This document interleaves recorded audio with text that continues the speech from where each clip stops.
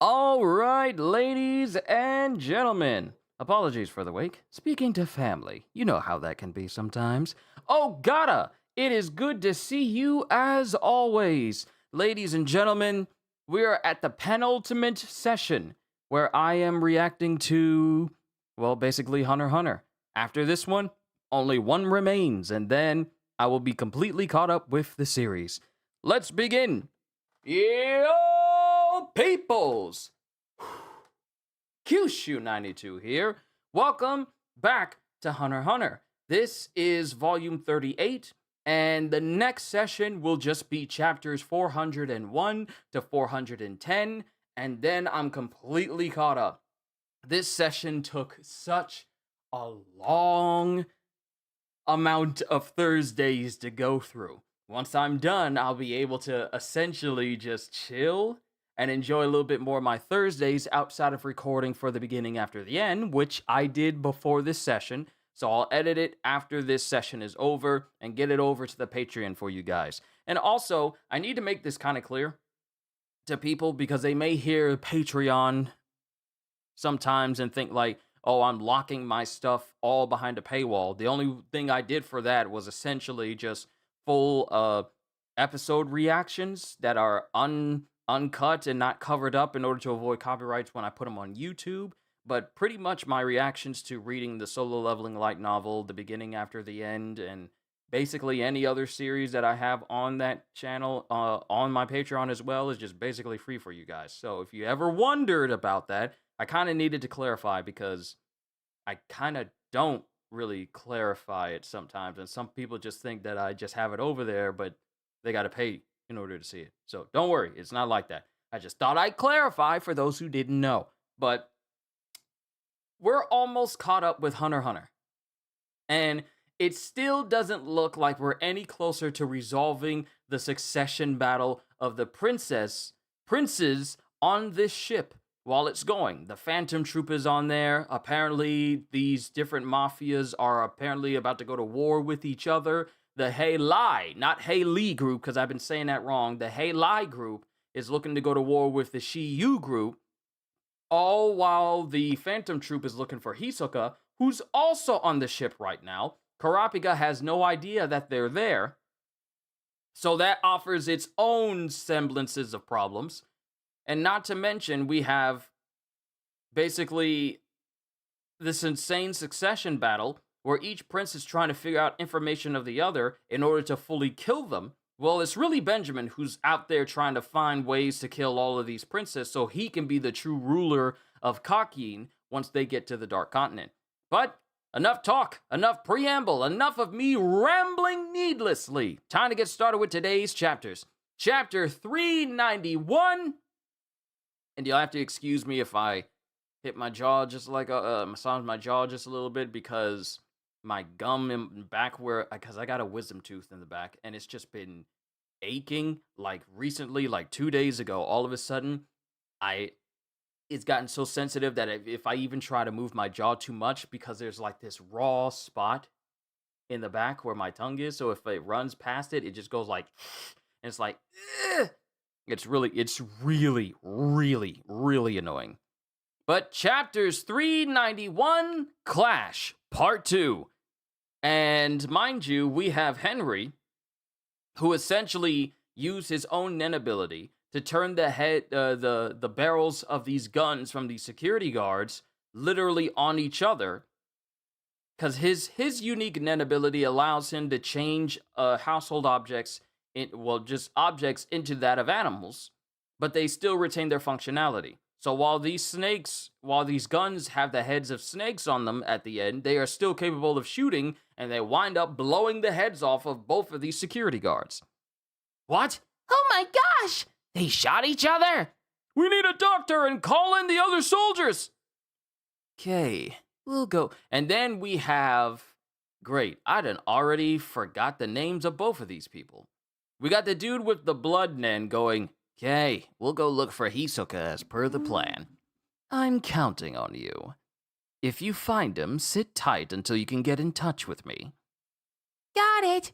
I'm going after that woman while I lure out the Hey Lai guys on this tier.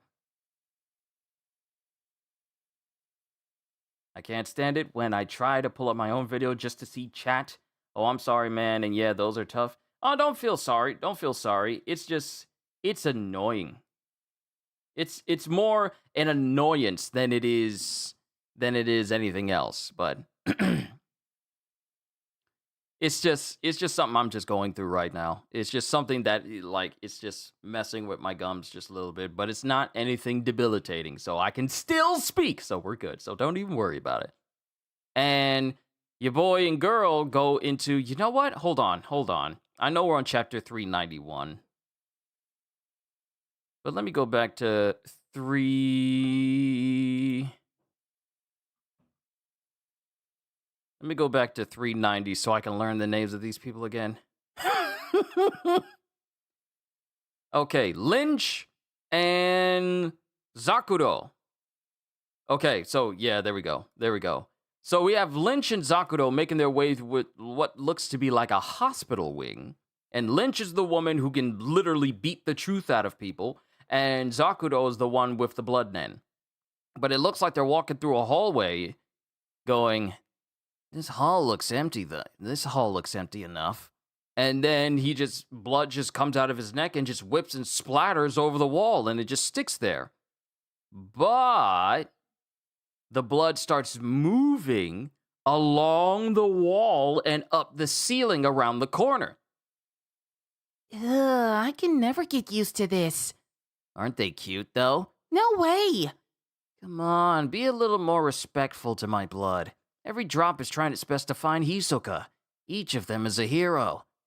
And she just takes one piece of blood off the wall and holds it in her hands, and it looks like it has eyes. Ew, it even has eyes. And then she squishes it in between her fingers, and then the blood just reforms itself right on her fingertip. Ew. How can I get it to die? Why are you trying to kill it? I mean, it'll go back to regular blood once the aura runs out in about 30 to 40 minutes. So once they spot anyone suspicious, I punch them and make them talk. We go over this every time. You don't have any interest in anything I say, do you, Lynch? And we have someone walking through the hallway. Oh, we cut away from Lynch and Zakuro over to Henry. And Henry's just walking in the midst of some pigeons. And Henry's just looking around towards everyone.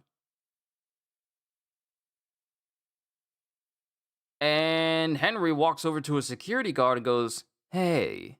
And then a security guard walks up to a person that has like a camera on their tripod and goes, excuse me, may we look at your camera? She's not in any of these. Next. And apparently they're flipping through the images of this dude's camera, and it shows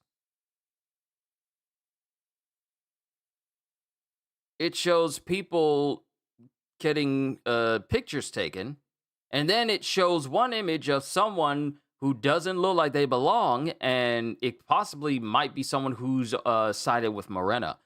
And Henry just goes, bingo. The hallway that leads to the standard cabins. That's the only access route, so they're also likely monitoring who's coming and going. We know what Morena looks like, and the others will be obvious with their aura. But it wouldn't hurt to identify the 23 of them as soon as possible. Huh? This much? We need to hold on to your cameras as important evidence. Consider it collateral, just in case. And both the security guard and Henry just gives each other the thumbs up. And Henry turns the camera into a cat. I'm setting you to record mode.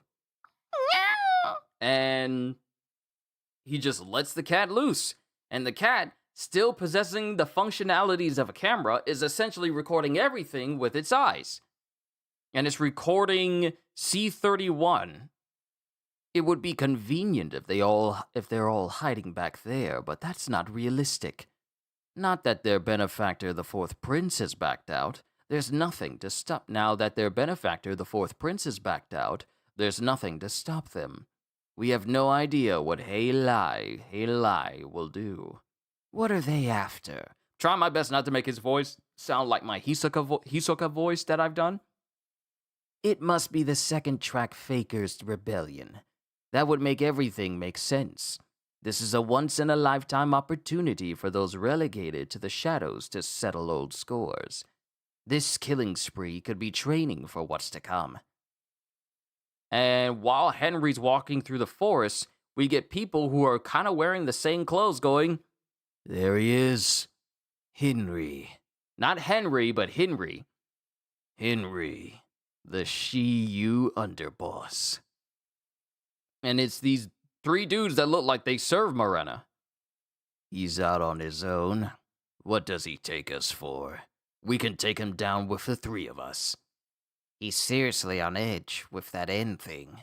He'll know we're here if we get within 16 feet of him.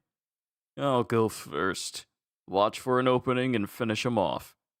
You're just going to treat this like a normal fight? You're gonna use a gun? Well, that might distract him a bit. By the way, killing a Nen user is worth 10 levels, right? The 3 of us can't share that evenly. The one who finishes him off gets all 10. Are you for real? Shouldn't it be weighted by contribution? Who decides who did how much? The boss, duh. She created the ability.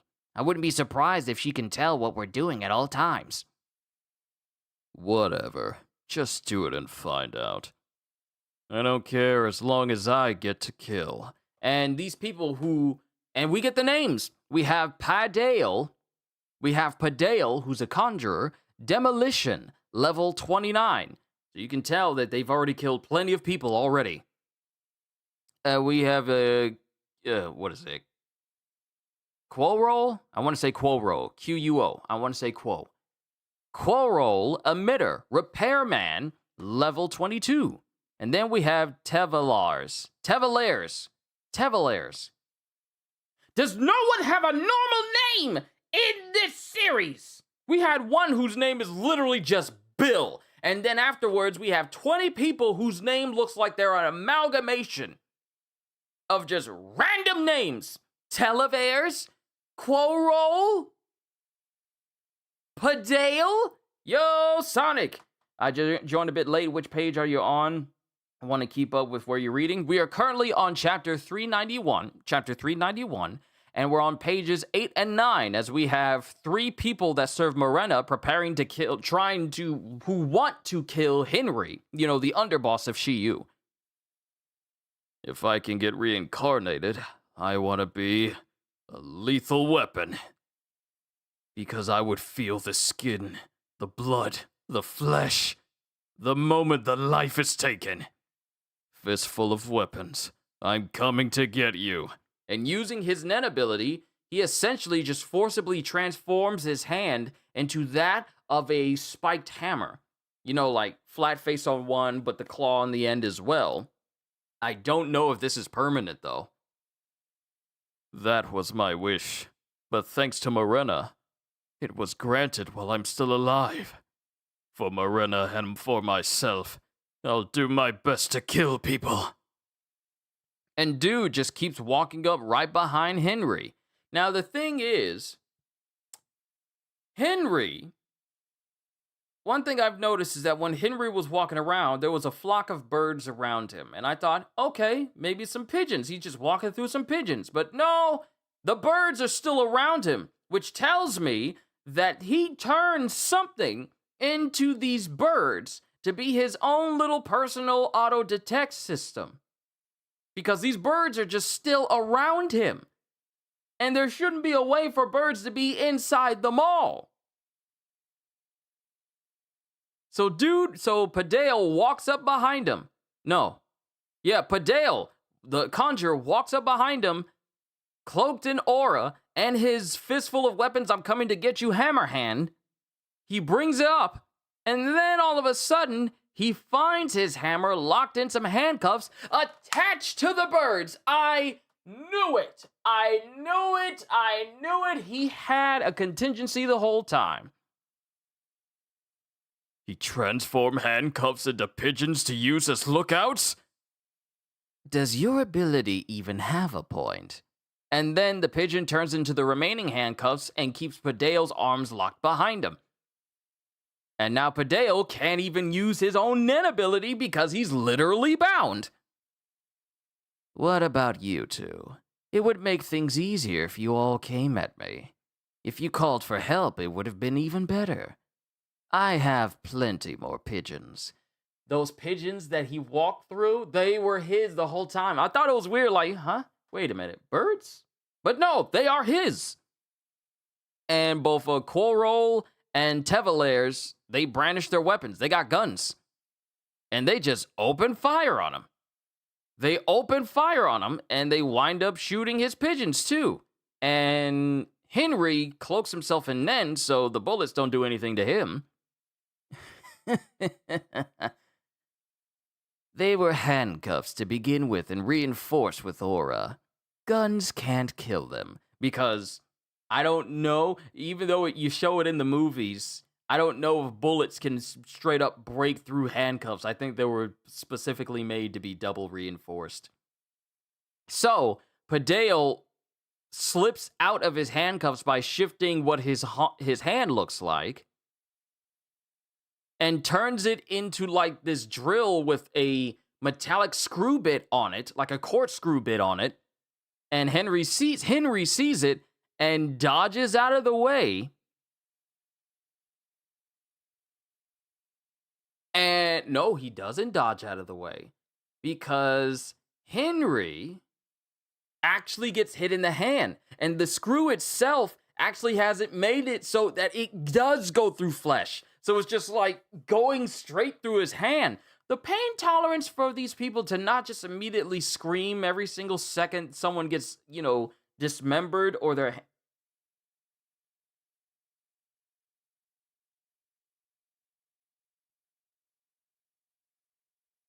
Hold on. Let me exit out of anything else.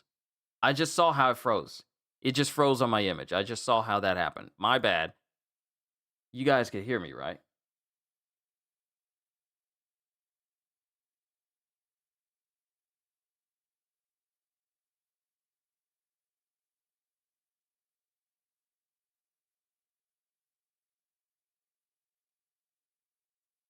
It's always something. It's always something every single time I try to do Hunter x Hunter for you guys. I will not be deterred. You guys are getting this series. But dude's drill hand goes straight through Henry's hand. And like I said, the pain tolerance for everybody in Hunter x Hunter is crazy. Ain't no way you just gonna have your hand just literally bored through by a screwdriver. Like a screwdriver with an extra bit to tear off flesh. And you're just all like, that's annoying. Like, bruh, through the hand? I see. You can make all sorts of weapons. The sensation of death. No two are the same. And Henry just kicks the dude away. And then dude's leg gets caught by a handcuff. And then the other pigeon flies into the other handcuff around his right hand, like through his left hand, and then links up to it. So now his left leg and left arm are now connected by these handcuffs. So it's not like he can, fight with one leg impaired like this. There. Now what are you going to do? Looks like your friends are coming to help you. Were you abandoned? Screw you! I can take care of this on my own. It's just a chain. I'll chop it with an axe.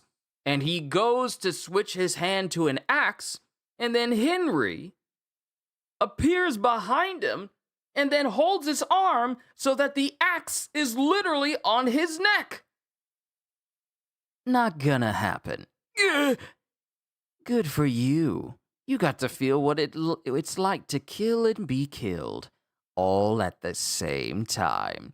And he slowly pushes his axe hand into his own neck until he literally he basically almost decapitates him. But going from the back of the head, slicing straight through the neck and straight through the spine, And the dude just goes, yeah, as his eyes roll up in his head and suddenly blood comes out. And then Henry basically just cuts straight through his neck and kills him. Dude's dead. He's dead. And it looks like Curol and Tevelaers, they just left. I wish I could have taken them somewhere else to be more discreet. Misha, I'm counting on you. I can't be held up here. And then we get Curol going, those pigeons are a serious problem. Now what? Let's go ask Morena. We don't want to get caught and interrogated on where the hideout is. And that's the end of chapter 391. Onwards to chapter 392. Here's the thing. I can already tell that there's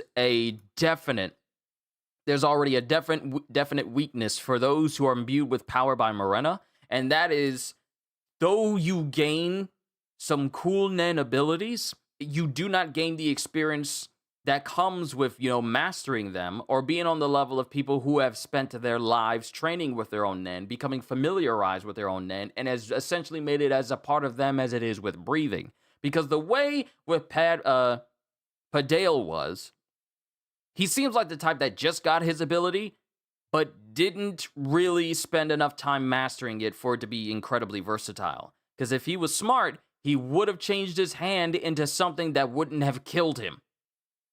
If he was smart, and he could tell that his own hand was being pushed into the back of his spine, trying to sever his spine, he probably would have changed it into something that wouldn't kill him in order for him to get out of this situation. But he didn't, and he just let it happen. So it's like, dude wasn't exactly all that bright. He was level 29, but he behaved like a level 1. Chapter 392, Information.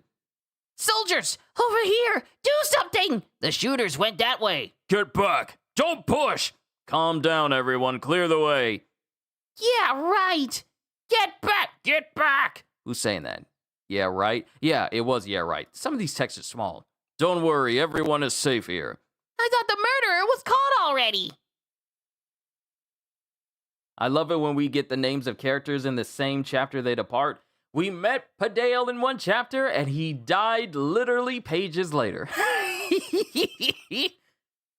I thought the murderer was caught already.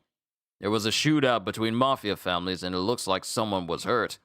Do something about the Yakuza here. We can't even return to our rooms. One got away.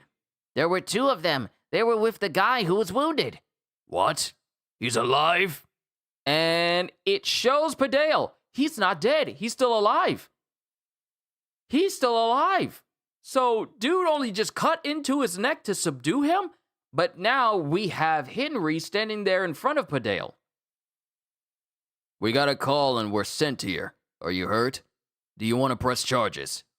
I'm fine. We were arguing over who bumped into who, but we're cool now. We heard there were shots fired. Yes, it wasn't me. They fired at me. You're a Shiyu capo, right?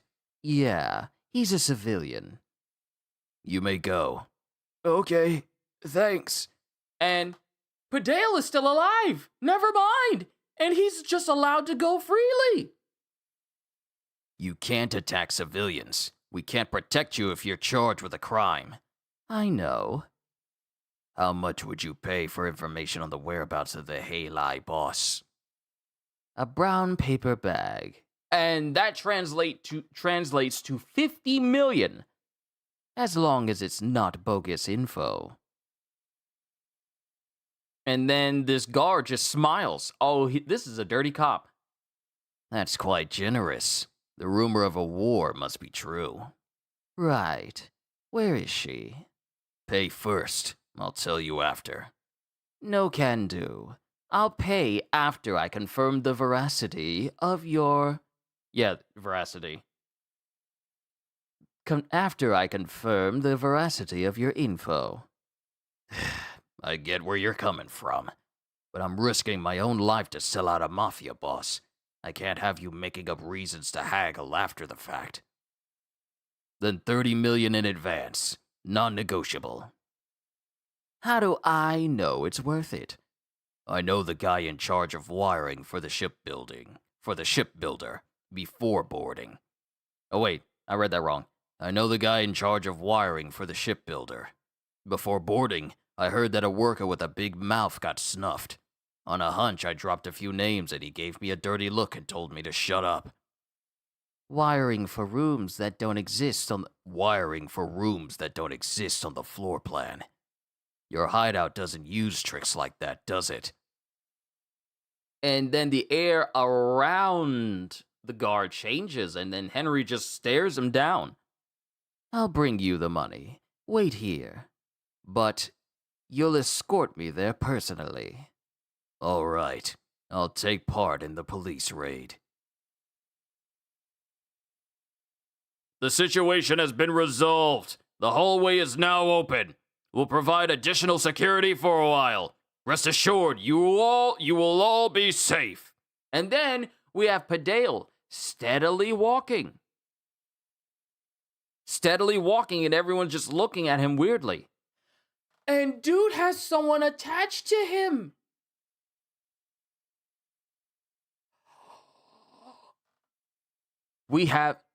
So this is the Misha he was speaking about? I thought Misha was a person from the previous volume that I forgot about. Yes, I forget a lot of names in the last volumes because there's just so much exposition and explanation and talking in every single volume.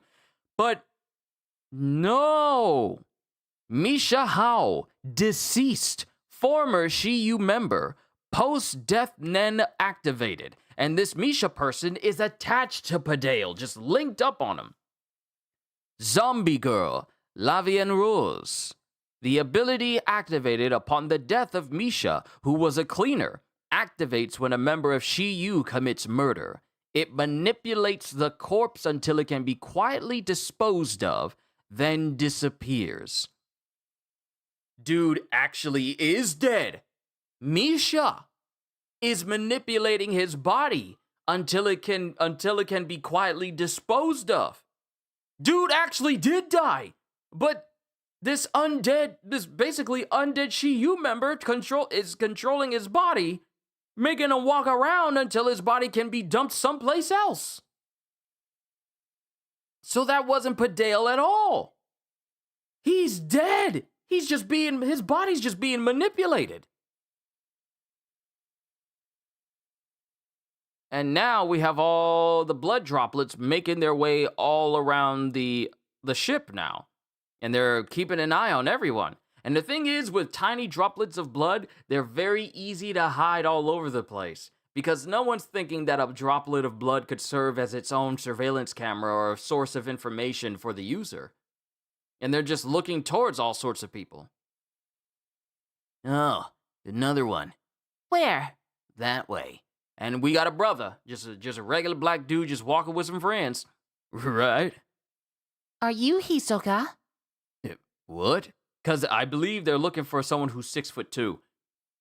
Are you Hisoka? What? Is your name Hisoka?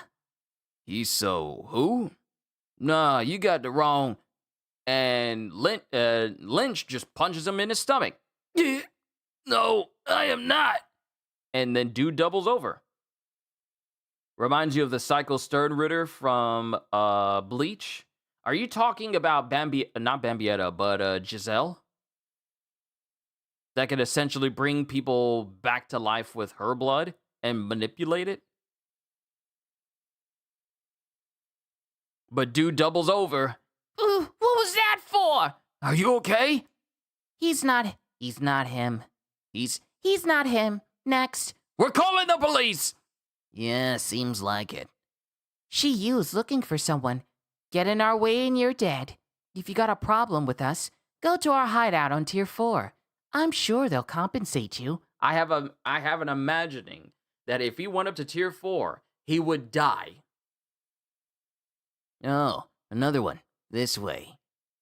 Say, here's a thought. Why don't we skip the ones who obviously aren't Hisoka? We can't do that.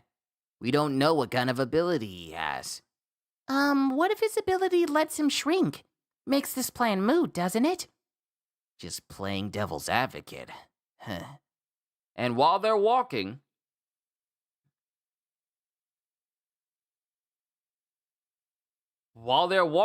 we get a tall individual with their hair just down his face who looks eerily similar to the facial structure of Hisoka. And he's just dressed in regular clothes. He ain't dressed in his clown jester outfit anymore, if this is him. Hey, are you Hisoka? Who are you? Lynch. And you?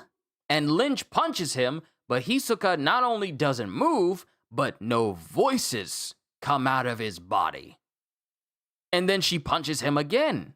And no voices come out of his body. Remember, Lynch's whole net ability is to make the truth voice itself after she hits someone. No voices came out. And Zakuro's just looking confused. 'Cause Lynch falls to the ground. Oh. It's Hisoka! It is Hisoka! We got a diamond. You know, from playing cards, when it's Hisoka speaking, he has like a diamond or spades or clubs or hearts in his speech bubble. It's Hisoka. And he's got a brand new look now. Slick down hair. He's got the hairstyle of Dante from Devil May Cry 3. Just slick down, just like loose slick down hair. Black tracksuit. No more makeup either. Oops. Sorry. That was a reflex. So, what do you want? And Zakuro is just immediately terrified. He's far more powerful than Lynch. This pressure. More importantly, this overwhelming aura. He's the real deal. You're Hisoka, right?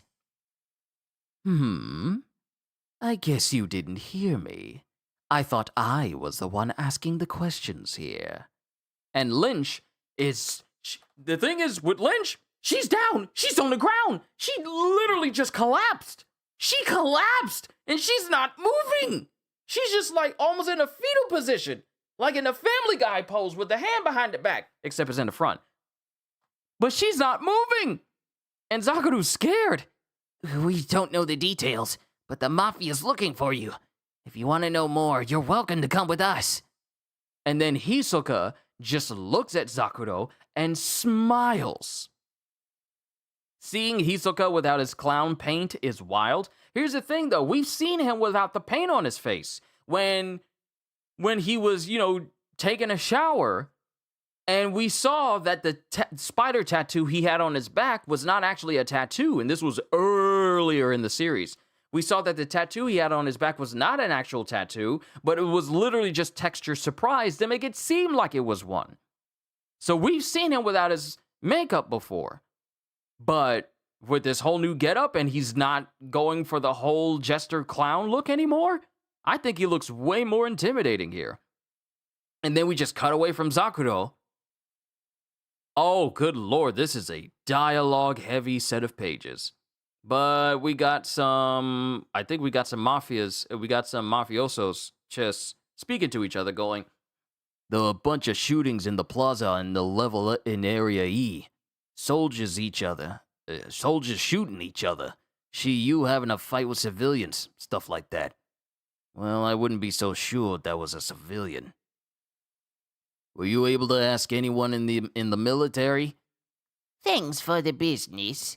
There's a gag order in effect. It's going to be an all-out war, right?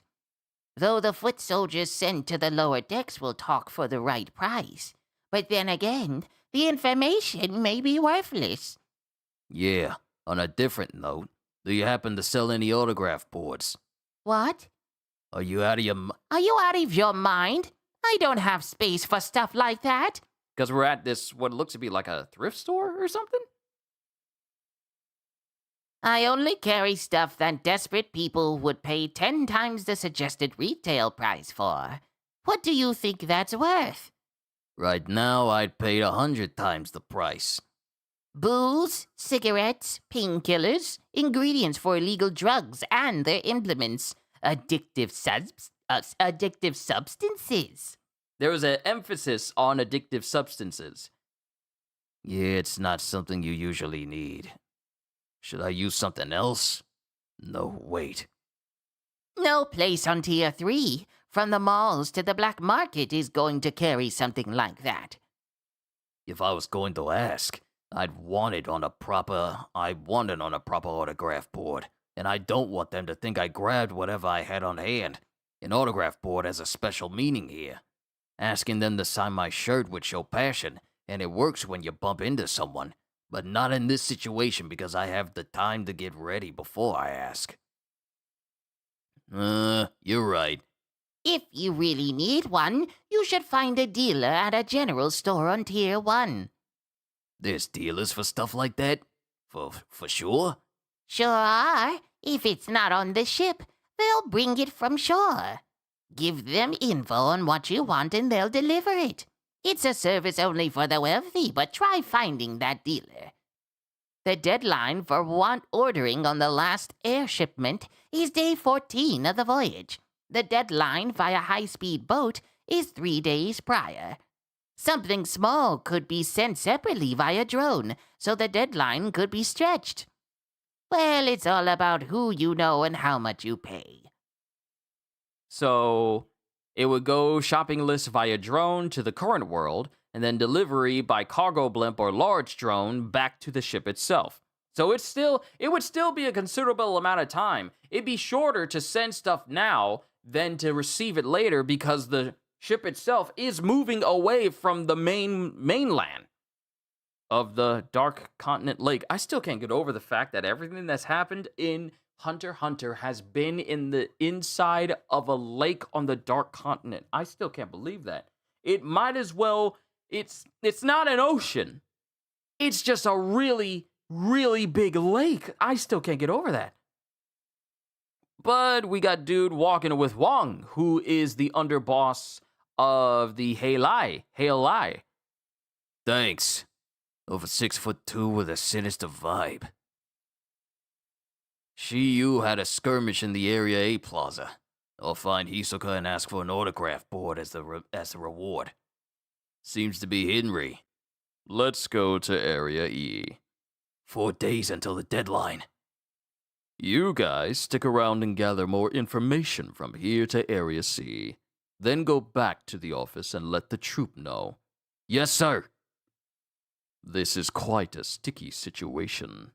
I thought the Phantom Troop would split up once they started their search of Tier 4, but as long as they're holed up in the office, I can't move freely. The Halai assassin already marked the office. Sorry, I gotta read that. That shouldn't have been spaced out. The Halai assassin already marked the office. If they decided to just wait for him there, they have a keen sense for combat. They sniffed out the firing grounds. Sorry. They sniffed out the firing grounds between 3 Kakin Mafia families without any prior information, and the 3 of them agreed that the key to reaching Hisoka was using assassins. They're a cool-headed pack of predators who won't divide their attention. It'll be difficult for us to trick or manipulate them into action, so we should let Halai deal with the spiders. We should focus on finding Hisoka. What did I say in the last volume? Trying to manipulate or use the spiders is going to end badly for people? The troop is looking for Hisoka in order to kill him. Once that's done, they'll head to Tier 1 for whatever treasure they're after. The situation will change depending on what it is. There are too many unknowns at the moment. Get rid of them one by one. Hisoka first. If the civilian who fought Yu was Hisoka, they beat us to him. But that's still the second best outcome. Henry would be on the same page as us. Use Hisoka to crush Halai and the troop to maintain balance. What did I just say? You try to work against the Phantom Troop, you're gonna end up dead. Use Hisoka to crush Halai and the troop to maintain balance. Use Hisoka to kill the Phantom Troop, so that we ain't gotta deal with him. Use Hisoka to crush Halai and the troop to maintain balance. The priority is finding Hisoka first, then Halai. We don't even know how many of them there are. They might use Nen, so don't go alone. Hisoka is dangerous. He was a floor master at the Heavens Arena. If you find him, let me know, and don't approach until I get there. Once Henry or I succeed in negotiating with Hisoka, we move to the next phase. We watch from afar as the troop and Heilai hack away at each other. And then all the people that serve underneath Wong, they walk away. If Hisoka is capable of crushing the troop, it would be easier to let them duke it out. But from the clips of the Heavens Arena, it looked like Hisoka enjoys creating unfavorable circumstances for himself on purpose. This is a group of highly unpredictable people. And we're cutting to like the more poor sections of the ship, and then we're cutting to the hallway where the blood was leading to the hideout itself. And we have Phaeton, Nobunaga, and Finks chilling. Phaeton's reading, Nobunaga and Finks are chilling. Dude's in the control room keeping an eye on the cameras. Nothing unusual. Then Nobunaga. Take a sip of water, though.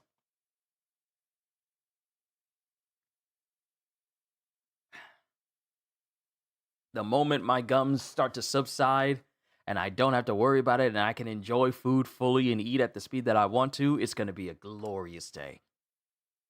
Hey, we should get Franklin and split into pairs. Then we can take turns searching outside. I think he'd refuse. He hates confined spaces. Then I'll team with Franklin and you guys stay here. Huh? It's true. Enemy hard to come here if 3 of us on alert. But no point if we run out of patience before them. And then someone is knocking on the door. Oh, the search party's back. Hold on, I'm coming. And before Dude gets to the door, Dude at the camera goes, "Wait, don't! Come look at this!" What the heck is that? And they look, and they see a hand, literally the same dude that has the net ability to enter into an enclosed space. He literally takes his hand out of the wall in that little space he's in and slams on the door in the hopes that they'll open it up so he can get inside. That jerk. He could launch a sneak attack if he wanted to. He's just toying with us. And then it cuts to the security camera and the dude watching it going, "Over there! The search party's back!" And it shows the search party getting close. Getting close. And Finks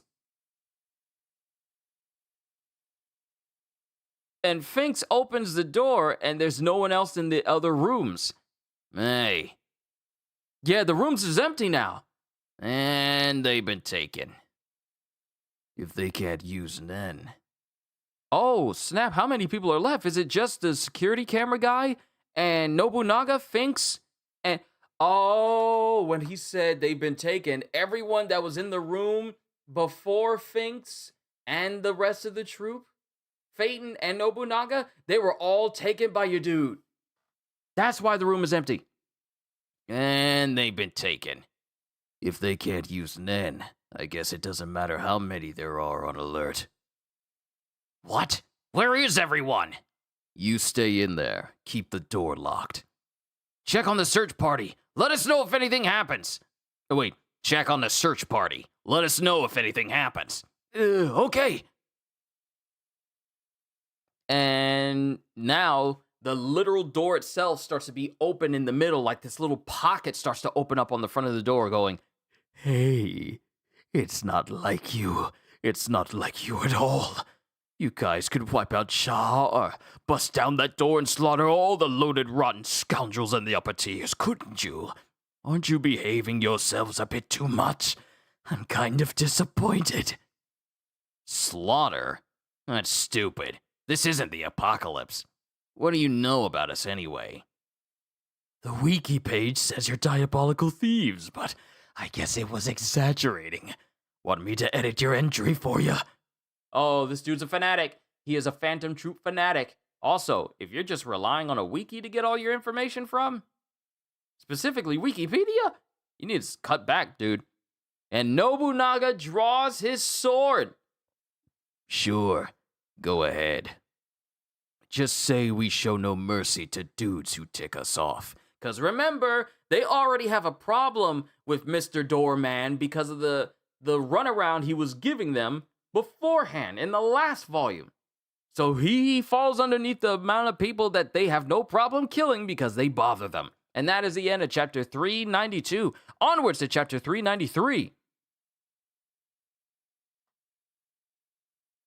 This dude's about to die, isn't he?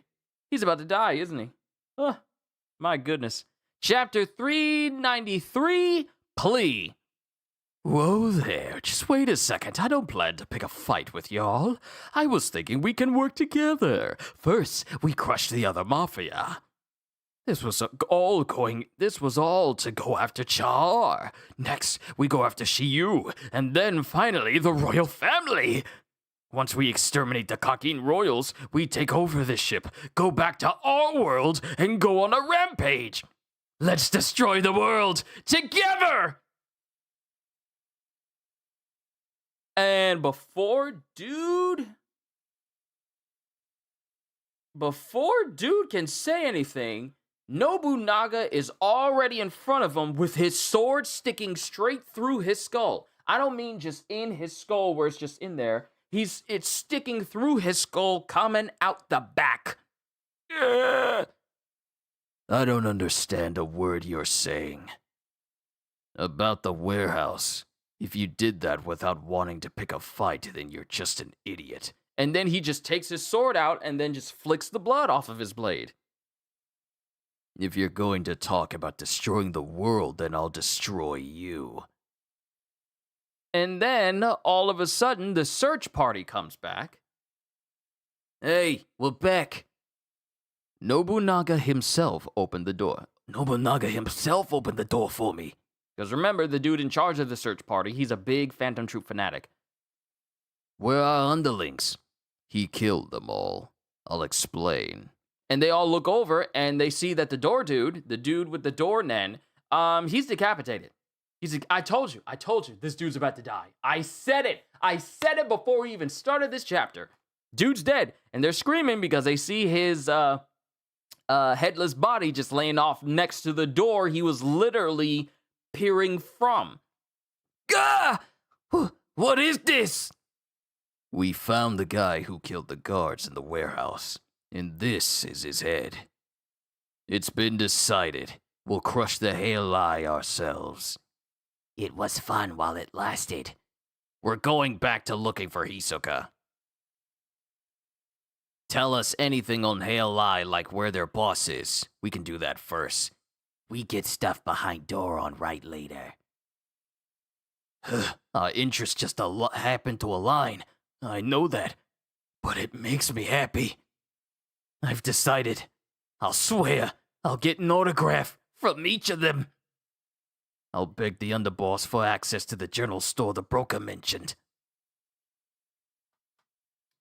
They're gonna crush the Halai Mafia family themselves. Isn't that the same family that Henry is a part of, along with Zakuro and Lynch? Because Shiyu is this family. Now the Phantom Troop is all like, yeah, we'll crush them ourselves. Oh. And we have someone's entire upper torso just gone. And we're inside of this weird room. Losing Luini is a bummer. They were the best way to efficiently hunt for prey from the hideout. Wait a minute. Hold on. Oh. Because I was about to say, that's a lot of blood. And it turns out, Nobunaga just, not only did he cut his head off, but he also cut his lower torso got cut as well. And his legs are back in another room. Losing Luini is a bummer. They were the best way to efficiently hunt for prey from the hideout. Security has gotten stricter. Hunting outside is too dangerous now. We have Damon, construction, level 20, yet another serial killer. And Gelato, pro gamer, level 19. You're a pro gamer and your level's only 19? Those are rookie numbers. You got to get them up. Hey, what if someone manifests the same ability as Luini? Paragord, investigator's assistant, level 18. Definitely not me. I know what I want already. Billy, or Bill, with an E. Arcade employee, level 20. How is an arcade employee's level higher than a pro gamer's? How does that work? Morena told us that there are innate powers you're born with and abilities you're cut out for. Luini was an emitter, right? Then the next emitter will take over. You have to get to level 21 first. How are we going to level up now? I want to be an emitter, but I can't do this. So why not use an ability we already have? You mean your door? Yeah. Oh, good idea. Though we'd have to wait until they came to us, or we could invite them. And then we have Volcante, who's an emitter, mercenary transporter, level 26. And the door opens, and then we have Tevaler, and Quorol walking in. Hey, is it okay to open the door? Yeah, go ahead. Anyone an emitter yet? We seriously need something like a firearm. You too? Emitters sure are popular. Yes, me. And then we have Matver, a college student, level 18. I want to be an emitter, and I'm going to make a firearm. You don't get to pick. Can you destroy handcuffs turned into pigeons? Huh? What's that mean? Pigeons got Padale, and he was killed. It's the Shiyu Underboss's ability. I was wrong. Shiyu was Henry, not Hail-I. That's the other family. Cha'ar, I believe, is the group that the Finks and everyone else was with. Pigeons of Padale, and he was killed. It's the Shiyu Underboss's ability. We'd have to get rid of them first from afar. You can't know until you try, I guess. And then we have Gelato walking in with Tevaler and Quorol. These names, my God, why? Why can't y'all just have normal names? What do you think, Morena? Nen pigeons versus Nen firearm? Well, I don't know. Experience, technique, total aura, they all affect offense and defense. But ingenuity can make a difference. If one shot isn't enough, create a situation where you can fire more than once. You won't have to be an emitter so long as you can counteract their ability.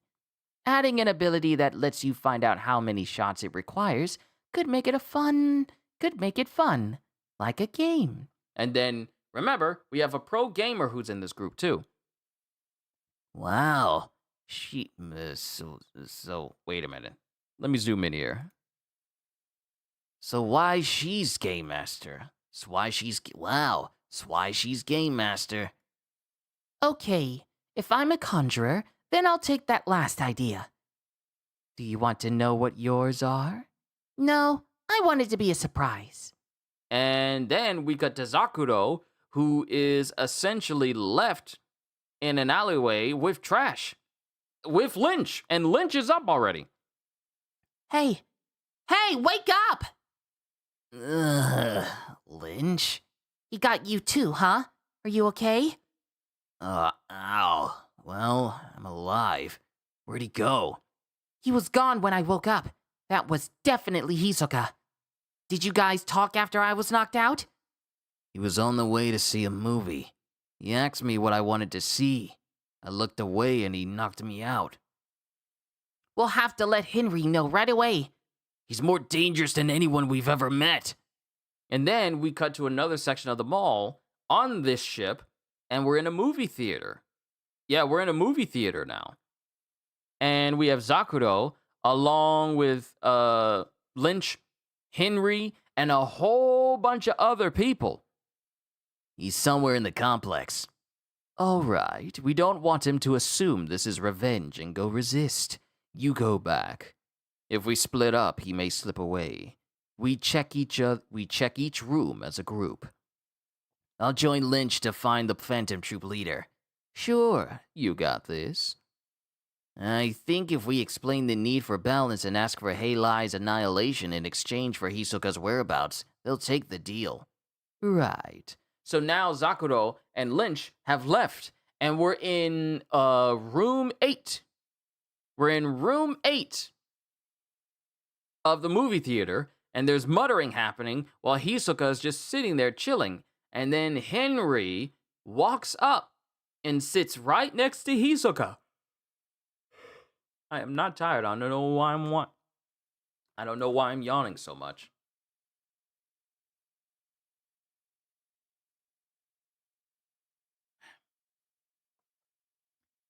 Hisoka, right? And Hisoka just looks at him. I'll get straight to the point. I have a favor to ask. What? Until the dispute between Halai and Cha'ar is over, keep yourself entertained in the Tier 1 recreation area. I also have a room for you in the VVIP area. Why? Cha'ar and the troop have joined forces against Halai. We Shiyu have also teamed up with Cha'ar to target Halai. If you pick a fight with the troop now, we would have to consider you an enemy. I don't mind. Chaos doesn't bother me. Yeah, I'm not surprised, but frankly, I don't want to fight you. I know we wouldn't stand a chance against you or the troop. And then Hisoka just looks at him. And then Henry just looks at him. We consider balance to be important, but Halai is trying to destroy that balance. It's anybody's game, even if we and Cha'ar team up, but the troop can easily wipe them out. Can you wait until then? We have no intention of interfering with your beef with the troop. We have no intention of getting in your way. I don't want to ruin the opportunity to see a showdown between the two greats of our generation up close. Will you do that? And then Hisoka looks at him with that same old I could kill you with a thought-like smile. Can I ask a question? What? Who do you think will win? Me or the troop? Sorry, but I'm a Spiders fan. Who's your fave? All of them. You? I don't dislike honest people. But what? If they pick a fight, I can't refuse. Yes, understood. And then we cut to the outside of the cinema, and we have that same guard that was speaking to Henry going, Henry is late. What is he doing? And then we have Wong walking up. We now have both underbosses in close proximity of each other, and they don't even know.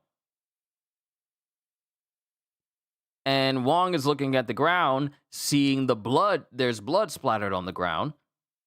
Looks like something happened here. A small incident with Henry and a civilian. If he had pressed charges, we could have handed Henry to the cops. Wouldn't that get you in trouble? Security protocols and bribes and whatnot. Trying to accuse me of something? Cut the crap and leave. I don't have time for useless small talk either.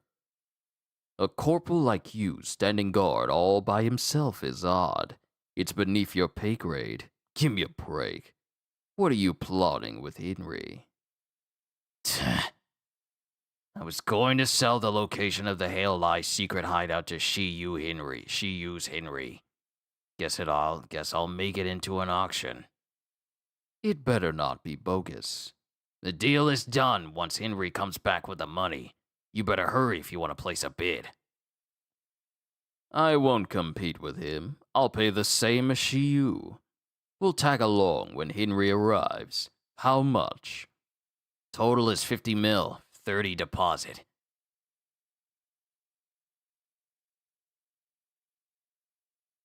And I'm trying to make sure I'm reading right. Total is 50 mil, 30 deposit. You, bring a paper bag. Hurry. Sir! He'd never agree to that. It's fine. We're all on the same team here. We're going to crush Haolai, and the two families will maintain balance. Some idiot faker has gone rogue. We've got approval from the fourth prince. Let us know if you spot anyone who seems to be in Haolai. We'll pay 5 mil to the finder and his corporal. We'll prepare the perp. All we need you to do is be the eyewitness. That's fantastic, but total annihilation is a must. I'd hate to live in fear of retaliation. And then Wong smiles in a I don't know how to smile. Is this how humans smile type smile? So it's all like, and just goes, Trust me, we'll get every last one of them. frosty grin, smile 0. Is that an N ability? Please, don't, Mr. Wong. I heard everyone you smile at dies. Please don't take it the wrong way, I know. It's not a nice rumor. Everyone dies eventually. Right. They're here. And then we have people showing up. Well, the Cha and the boss. Did the corporal give you the story? By and large. That saves time. When your money and Henry get here, we can get going. And we have this new person, Connolly, from the Shiyu Lieutenant. From the Shiyu, and he's a Shiyu Lieutenant. And we get Henry, along with Wong, walking through the hall. Tier 3 first-class cabins. In this area, the Novo Riche and all sorts of deplorables can blend in here. Yeah, the Novo Riche and all sorts of deplorables can blend in. And they're walking, then they get to a door. All first-class cabins are built the same, right? Yes, they said this is the only room without a bathroom wall. Behind it is plumbing space, but the access panel is everywhere. If the wall is there now, there's definitely a hidden room. And it shows the Tier 3 first-class floor plan, where it shows the closet, and then it shows the bed, and then what is it? WC? I don't know what that means. It's against the outer hull of the ship, so anything could be back there. Go on. They probably won't attack military. Make sure your safety's off, just in case. And dude's getting nervous. The corporal's getting nervous. See? And he knocks on the door.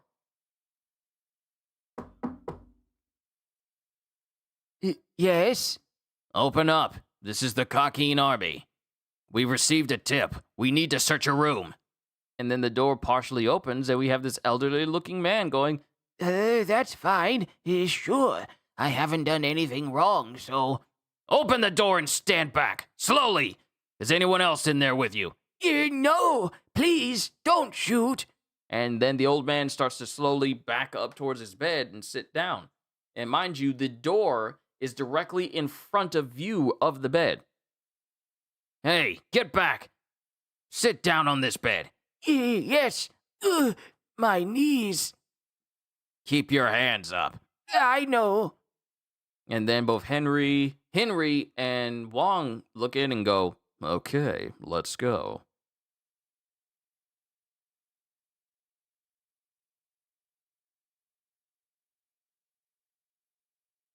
wait a minute.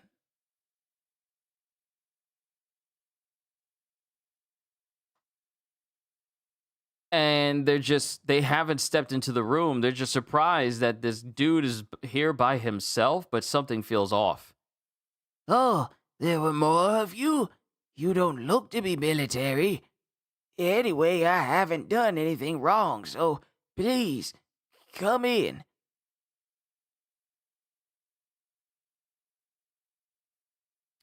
Oh, that's it. I completely bypassed the part where the corporal is gone. He's not in the room. He went in before them, but he's no longer in the room anymore. Anyway, I haven't done anything wrong, so please, come in.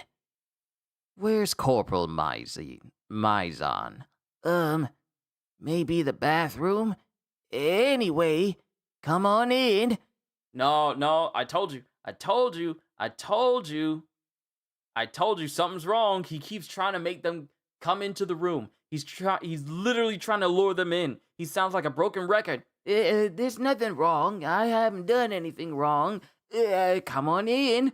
Where's the captain? Where's the corporal? He's probably inside the bathroom. Anyway, come on in. See, the moment someone tells me, come on in, after I question why things are weird and they keep saying that to me, I'm leaving. CD, it's good to see you. Maybe the bathroom? Anyway, come on in.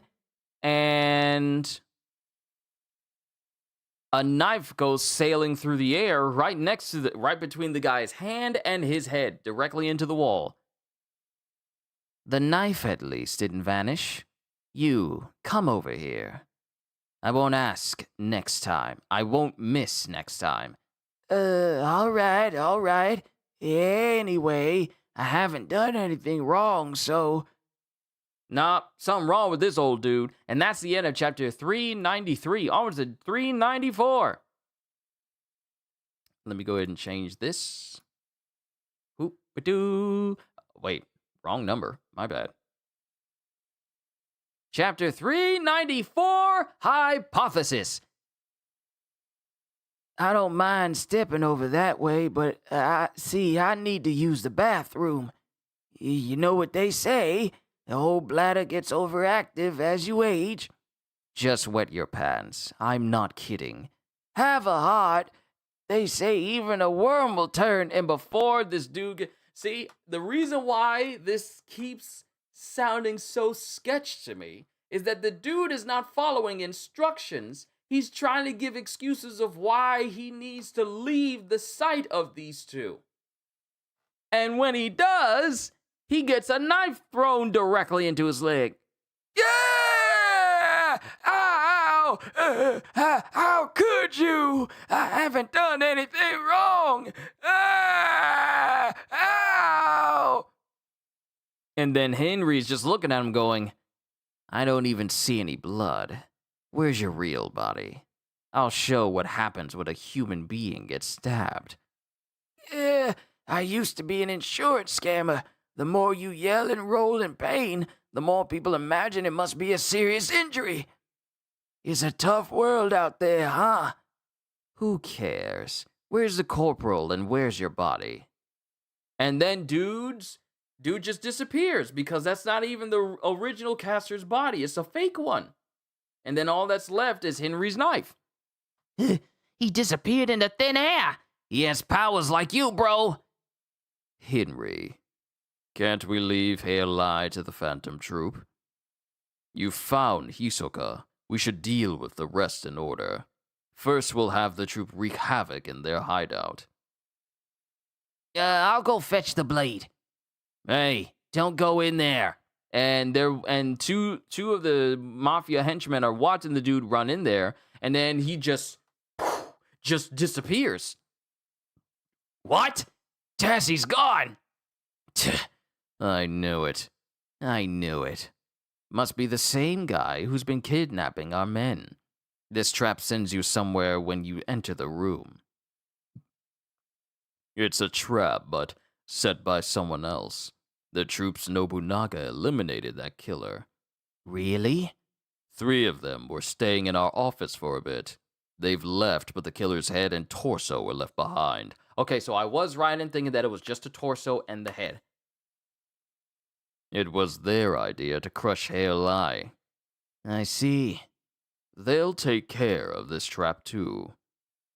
I'll follow up on my own leads in the meantime. And Wong leaves. And then we get Tassie, the person that was working with Henry, working with the Mafia, and he's looking like, huh? I just went into the room. Why am I in front of a door? And then all of a sudden, Tassie gets stabbed in the neck. Just gets stabbed in the neck and just left to bleed out on the ground. All right, I made it to level 21. Grats, grats, grats. I'll take this. And then he takes a cup to find out what he is. He takes a cup to find out what he is. I was a transmuter. Come on, emitter. Conjurer. A lot of left-handed people are conjurers. Then we get another person, a very tall person going, Mont, this is the last one. Terrabellum, emitter, transporter / hitman, level 21. Vocante connected this room to processing. Okay. Chiff, could you head over here? Could you help over here? Sure. We'll all reach level 21 soon. Almost time for you guys to level up. And we have Chiffon Toto, conjurer, sewing / arts and crafts, level 6. And then we have Mom Black Toto, who is a conjurer as well. Cleaner, feed manufacturing, level 3. And wow, do they just take the clothes of all the people they've killed? There's a lot of clothes here. There are a lot of clothes here. And Terrabellum just leaves them. We haven't been able to reach the VVIP butler, our liaison with the Fort Prince. I see. Sir Aidneach must have realized. And yeah, we get some higher up speaking to Morena. I thought we had more time until this place was discovered. Gatome's report shows this is not the case. So I'd like to recruit one of Sir Aidneach's personal soldiers. I want someone to capture one while helping Dogman. I think I'd prefer to be the organ. Changing clothes is a pain. Then we have Madveer, transmuter, temp staffing / mediator, level 21. Then I'll go. Then we have Saddam. Yeah, manipulator, back alley doctor / hitman, level 31. Level 31, that seems to be like the highest level out of everyone so far. Considering his personality, he'll want to deal with me, the traitor, one-on-one. But during the succession battle, I can't predict when and how he'll move. I want to infect someone on his side with contagion in order to track his movements. If you find a soldier on the list, bring them here. You can't use room 3101 anymore, so enter from room C. So not entire, but enter. So enter from room C. Right. Oraj? Am I looking at this right? Orarge? Orarge and Yokotani continue to keep watch over the door, though you'll only get military and Yakuza now. If you get any of Sir Aidneach's men, invite them here. Oh, I can't zoom in? You're gonna let a... Okay, there we go. Got it. The First Prince's men would be bad. If there's any lawful basis on which to send them, is there any lawful basis on which to send them anyway? And we have Orage, enhancer, waste disposal contractor, level 21. And we have Yokotani, conjurer, unscrupulous lawyer, none. And then Morena again. Notre and Souffle go back to room 3131 and see what's going on with room 3101. Roger. And they both say it. We have Notre, conjurer, plumber, level 24, and Souffle, transmuter, hacker, level 28. How do we get back to room 3131? We just got back to the hideout via 3131 through disposal, aka the laundry room. So we do the reverse. Go through the laundry room to the processing room, aka the shower room, and out through the living room door. Run that by me again? Why can't you get it the first time? That's gonna get you killed. I'll just go with you. What would you do without me? And then Camilla speaks up to someone called Dog. You have the most important role. I need you to find what I'm looking for. Yep. I'll need to level up. Dogman, enhancer, Pro wrestler, level 36. So much for me thinking Saddam was going to be the highest rated one. Dogman is 36. Yes. Go to processing and take priority. Get yourself past 50. And then we cut back to the cat that Henry turned, and he's looking through all the footage. No, he picks up the cat. Yeah, he picks up, actually, he's at a fountain right now. Actually, the cat itself hasn't actually left the area where it was, recording, and basically just hops up on Henry's lap as he sits next to it and then turns back into a camera. And now Henry's just looking at the footage, screening through it. And now we get the military bursting into a room. And they're all looking around, but no one's here. They're gone. There's a body in here. A Cha'ar member. Now we have just cause for breaking down the door. Contact Central PD and ask for forensics. We were trying to halt a conflict when an Hail member fired at us and ran. That brought us here. Hail doesn't submit their member list, so technically they're civilians. This room is officially registered as their office, so until the suspect is identified, the police will have to treat it as a Mafia crime. The problem is, if a supposed civilian is killed, we can't tell whether the cops will treat it as a part of the conflict. If a clueless career bureaucrat declares it a Mafia hit on a civilian, all bets are off. We need to capture the Hail leader, Moreno Pruto, before it gets to that. Ideally, we should hand her over without troubling Prince Serednich over it. We will get Shiyu and Cha'ar to assist in sweeping through Tier 3. To avoid drawing the attention of the Royal Army or the police, don't bring anything bigger than a revolver. Corporal? Shouldn't we formulate a playbook beforehand in case there are one or more Nen users within Hail Eye? Nen? What? It's a special ability trending in Tier 1. It's a major threat. It's related to why Prince Serednich hasn't immediately responded to this emergency. We should consider how to take control of the situation when normal weapons aren't effective. Private Octocene, who gave you that report? Associate Borson, Royal Quarters Security Detail. Private First Class Borson. I'll make a compelling case that she transfers to Tier 3 as an advisor. And Private V2 Octocene? Autocene? Never abbreviate Prince Serednich's name again. I'll gouge out your eyes, you maggot! PV2 Autocene?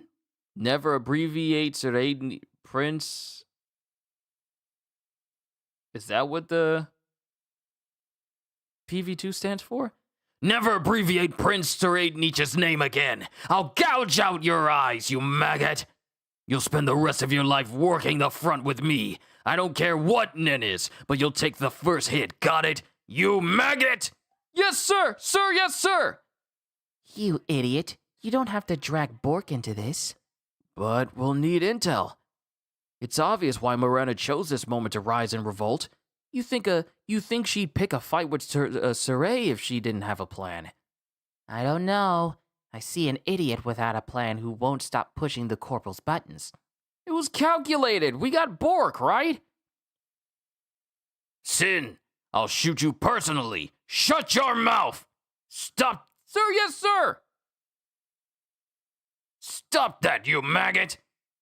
The last we'll see of the Royal Military's Academy's famous shouting match? Don't even joke about it.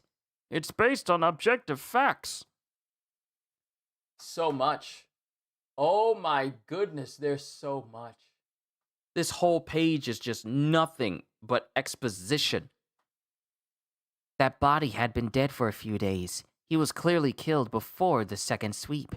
That means they couldn't find the body, or strictly speaking, were trying not to find it. Well, the military and cops use their discretion when it comes to Mafia scuffles, as long as civilians don't get involved. But surely they don't think it was a Mafia problem during that sweep. It's likely the search at the Hail Lie office was just a verbal confirmation. The cops. Oh, wait, I was wrong. This is a dude. The cops know that. The coroner will read between the lines and fudge the time of death to match the official report. But what about the Hunter Association? If they stick their noses into forensics, things will change. The tampering will come to light. What if they come to lose faith in the Cockeen investigation and do their own? The Hunter Association is supposed to provide security for the princes and support at Central. Would a Mafia conflict... That security assignment is the problem. Even we personnel guards didn't know that the mission was a package deal with a super shady ritual until after boarding. If the Hunter Association realizes the bloody bond between the royal family and the Mafia, they'll naturally consider that optimizing security for the princes means getting rid of the Mafia altogether. Uh-oh. Oh, these interests will align with the Independent Ministry of Justice. Exactly. And getting rid of the Mafia is convenient for the First Prince, the military, ministry, and the Hunter Association.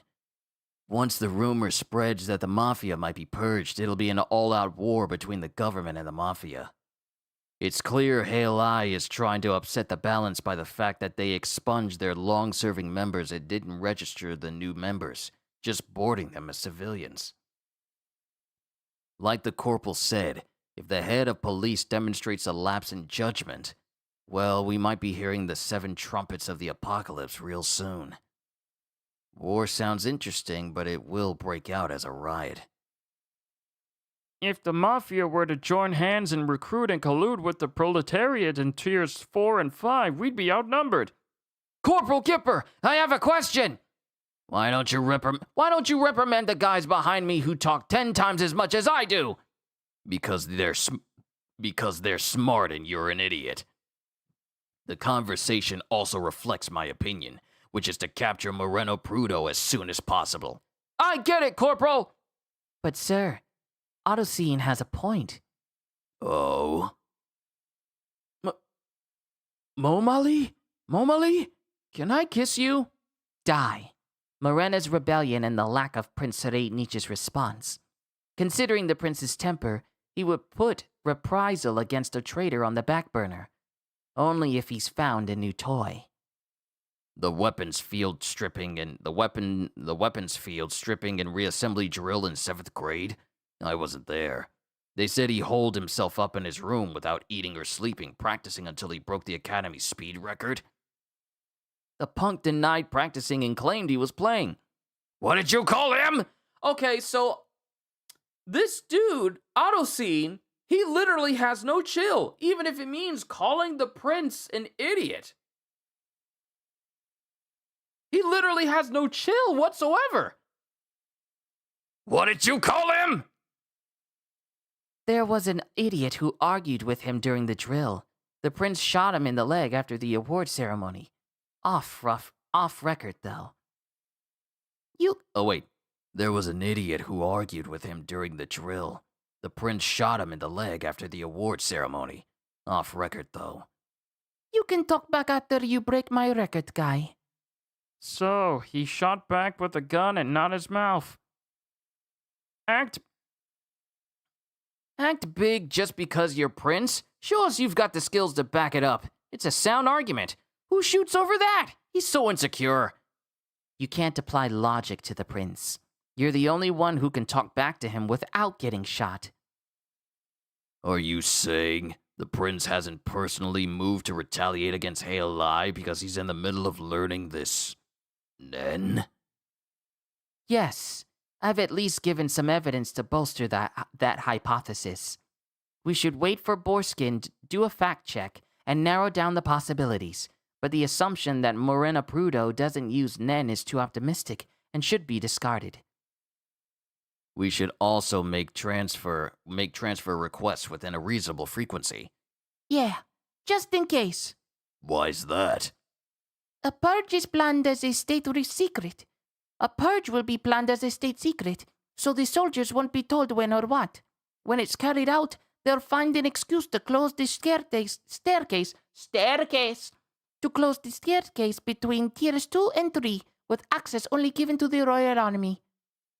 So from our perspective, as soon as our transfer requests start getting denied or deferred, we'll know the plans have been set in motion. I hate to say it, but you guys are smart. You could have been in the prince's entourage or the royal army by now. Why not? And then all 5 of these people all say, too much hassle. They're like they don't want to be anywhere near him.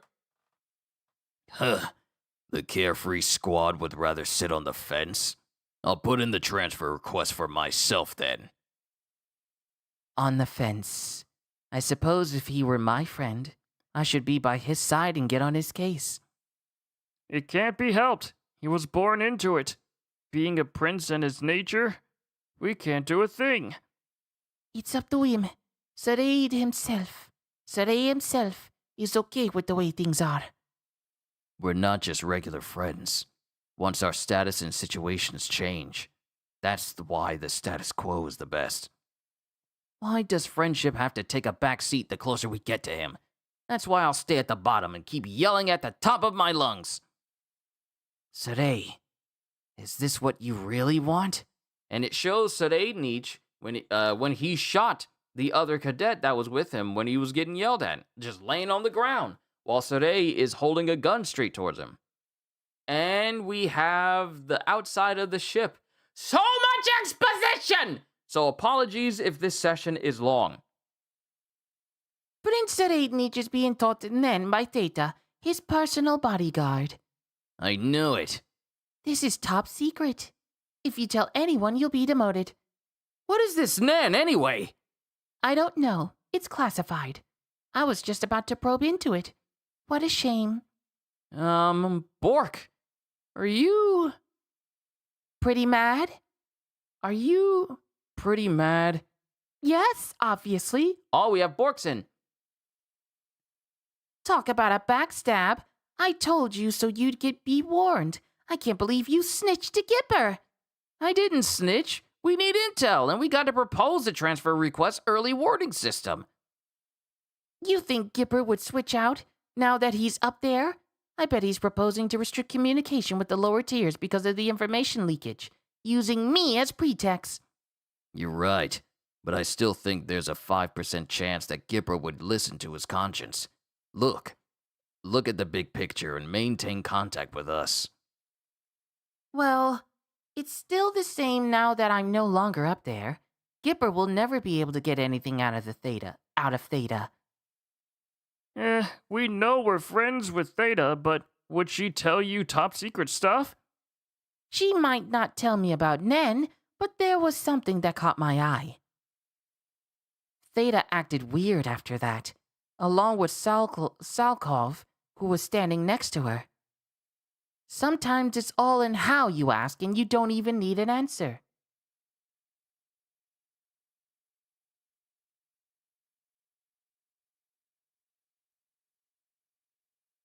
I am on pages 16 and 17. You say you're at a restaurant right now. You're not in the middle of a drive-thru, are you? You're actually sitting in the restaurant? Sometimes it's all in how you ask, and you don't even need an answer. I could have done it, but we'll have to do what we can here. Can down here. Don't worry. We're thinking the same thing. Moreno Bruto most likely uses Nen. Therefore, to protect our own lives, we will avoid her at all costs. And everyone's just cheering. Hooray! She's still the book we know. You know, I haven't given up on my career ambitions. We avoid her while pretending to look for her. Do you have any idea how hard that will be? Should be simple. We know what she looks like, but they don't know us. No, they probably do. The tattoo artist who gave us our unit tattoos was once a Hail I member. The prince recruited him so he avoided the massacre when Morena rose to position, but we were in his client database. We should assume Morena has intel on the personnel soldiers. Is Nen that dangerous? I don't know the details, but observing Theta and Salkov, I know it's the kind of weapon that shouldn't be made public. I just said it's worse than a gun! You're not persuasive enough? Borkson's words carry more weight, kind of like comparing cotton and osmium. If the prince is trying to learn Nen now, does that mean we could use it too? I could have investigated up there, but now protecting ourselves is a priority. We're at a disadvantage being in the dark about Halai members. We should make contact with Shiyu or Cha'ar at once and organize a cooperative system. Roger! Bork, what if one of us gets caught by Morena? Would you tailor your response? And then Bork doesn't say anything and she looks at you, girl. Right. We should plan for that too. And it is now the end of the chapter.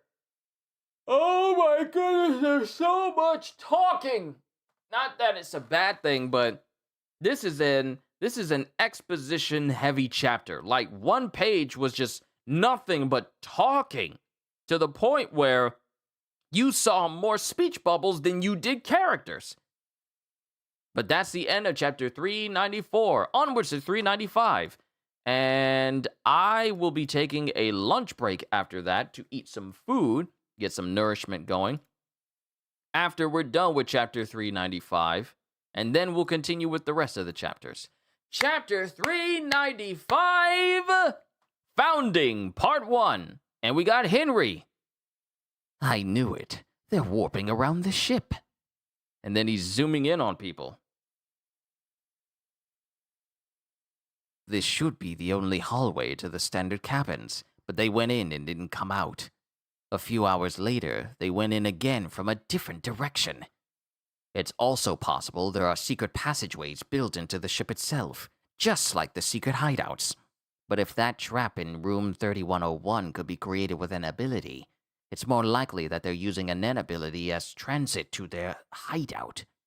And then we have a hallway, and we also have the blueprints of the ship itself. Halai's official office.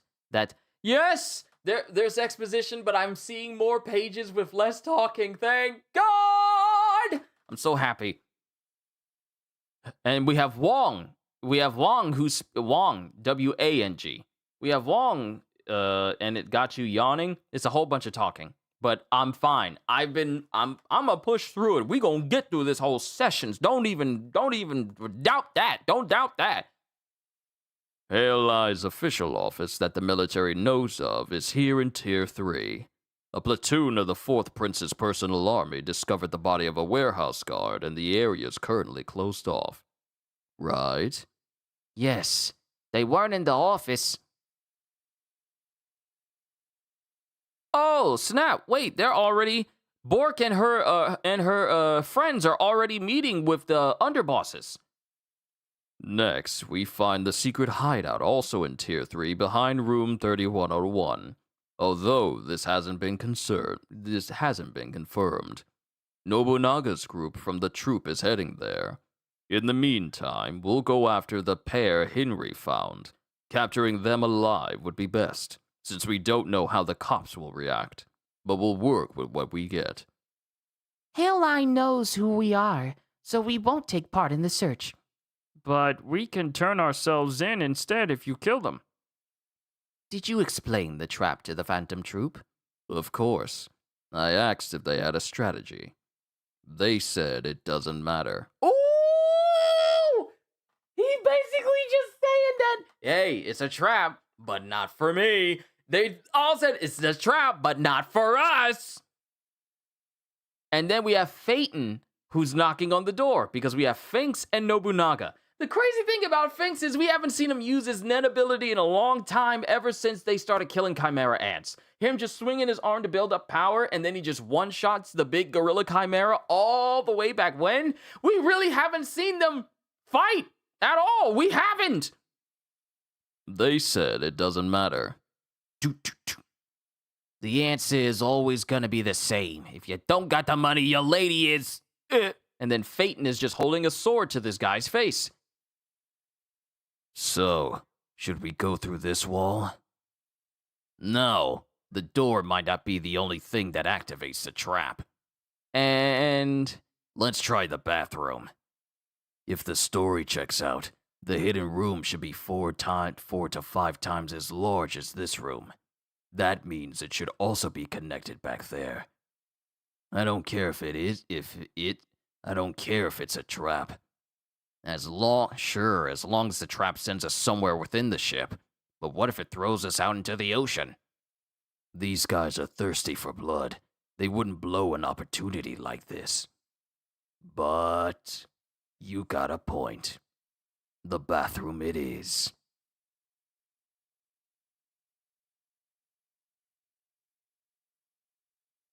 you sped through them faster than Sonic and zoomed through Green Hill Zone. Do you mean like the last chapter? Also, Nobunaga's leg? Yeah, his legs look strong. Of course! He has the leg of someone who literally can literally... Do you realize how fast you have to be in order to just speed up in front of a person as if you're teleporting? The amount of leg strength you need to have. But you've got a point. The bathroom it is. And then Nobunaga just cuts in like a very four-sided manner really quickly, and a whole portion falls out from the back of the bathroom after he just casually sheaths his sword back, and then just sheaths it back. And there's a whole secret room back there. You first. Huh? What? What is that? What's in there? Let me get someone younger. And then Phaeton is still pointing his umbrella at the dude's throat, and the dude enters inside. And it's just a whole room with beds and trash bags and lights and backpacks. Nobody's here. They were just here.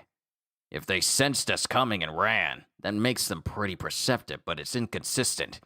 Meaning, that guy with the crescent scar was a total amateur riding high on getting his ability. But abandoning the hideout this effectively reeks of leadership and experience. Then why let a defenseless newbie get to us without warning him? A scapegoat? Sacrificing one in order to tighten the reins on the others is a likely explanation. But these guys are very much like us. Maybe a switch was flipped when one of their own was killed. You keep saying that, but it's totally different. We don't admit amateurs, and we don't want to destroy the world. You sure? We were like this in the beginning. Oh? We were just fumbling in the dark, searching for something, anything. And most of all, resignation and anger were the driving force. Am I right? Oh, and then we cut back in time to Meteor City. And the endless amounts of trash that essentially makes up this entire nation. And we get smoke and fire in different spots. People looking through trash, I think. And then we get like a video cassette tape just in the air. It's crazy that people who are born now, or at least were born in the past, I want to say people who were born in the last 20 years, they're really not going to... Anyone that was born in the last 20 years is never going to grow up knowing what it was like to own VHS tapes at all. Like, think about that for a sec. Many of us grew up on VHS tapes or shows that came up on cable TV that you had to be at home to see. There was no DVR. There was no streaming services. If the show came on and you weren't home quick enough, you missed it, and you had to wait until the next time. You have no idea how quickly I wanted to get home before the Star Wars Clone Wars 2-minute, 5-minute shows or 10-minute shows came on. And then I missed it because at the time I was a kid. It was elementary school. I couldn't drive, and I was just like, please let us get home because I want to watch it. and then I miss it, I'm be all like, no! Generations now will not know what a VHS tape is, let alone a beeper, like you're saying. But back to the story. We got a VHS tape in the air. This has got to be a lucky find for sure. Nice pass. I hope it's something we don't need to speak the language to understand, like anime or action. Those foreign language lesson tapes last time were the worst. Gentlemen, which we don't know. Lessons taught in What is it?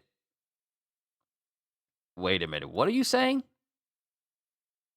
Gentlemen, which we don't know. Lessons taught in Jonin, which we also don't know in 20 volumes. Well, half the fun was not knowing what you were gonna get.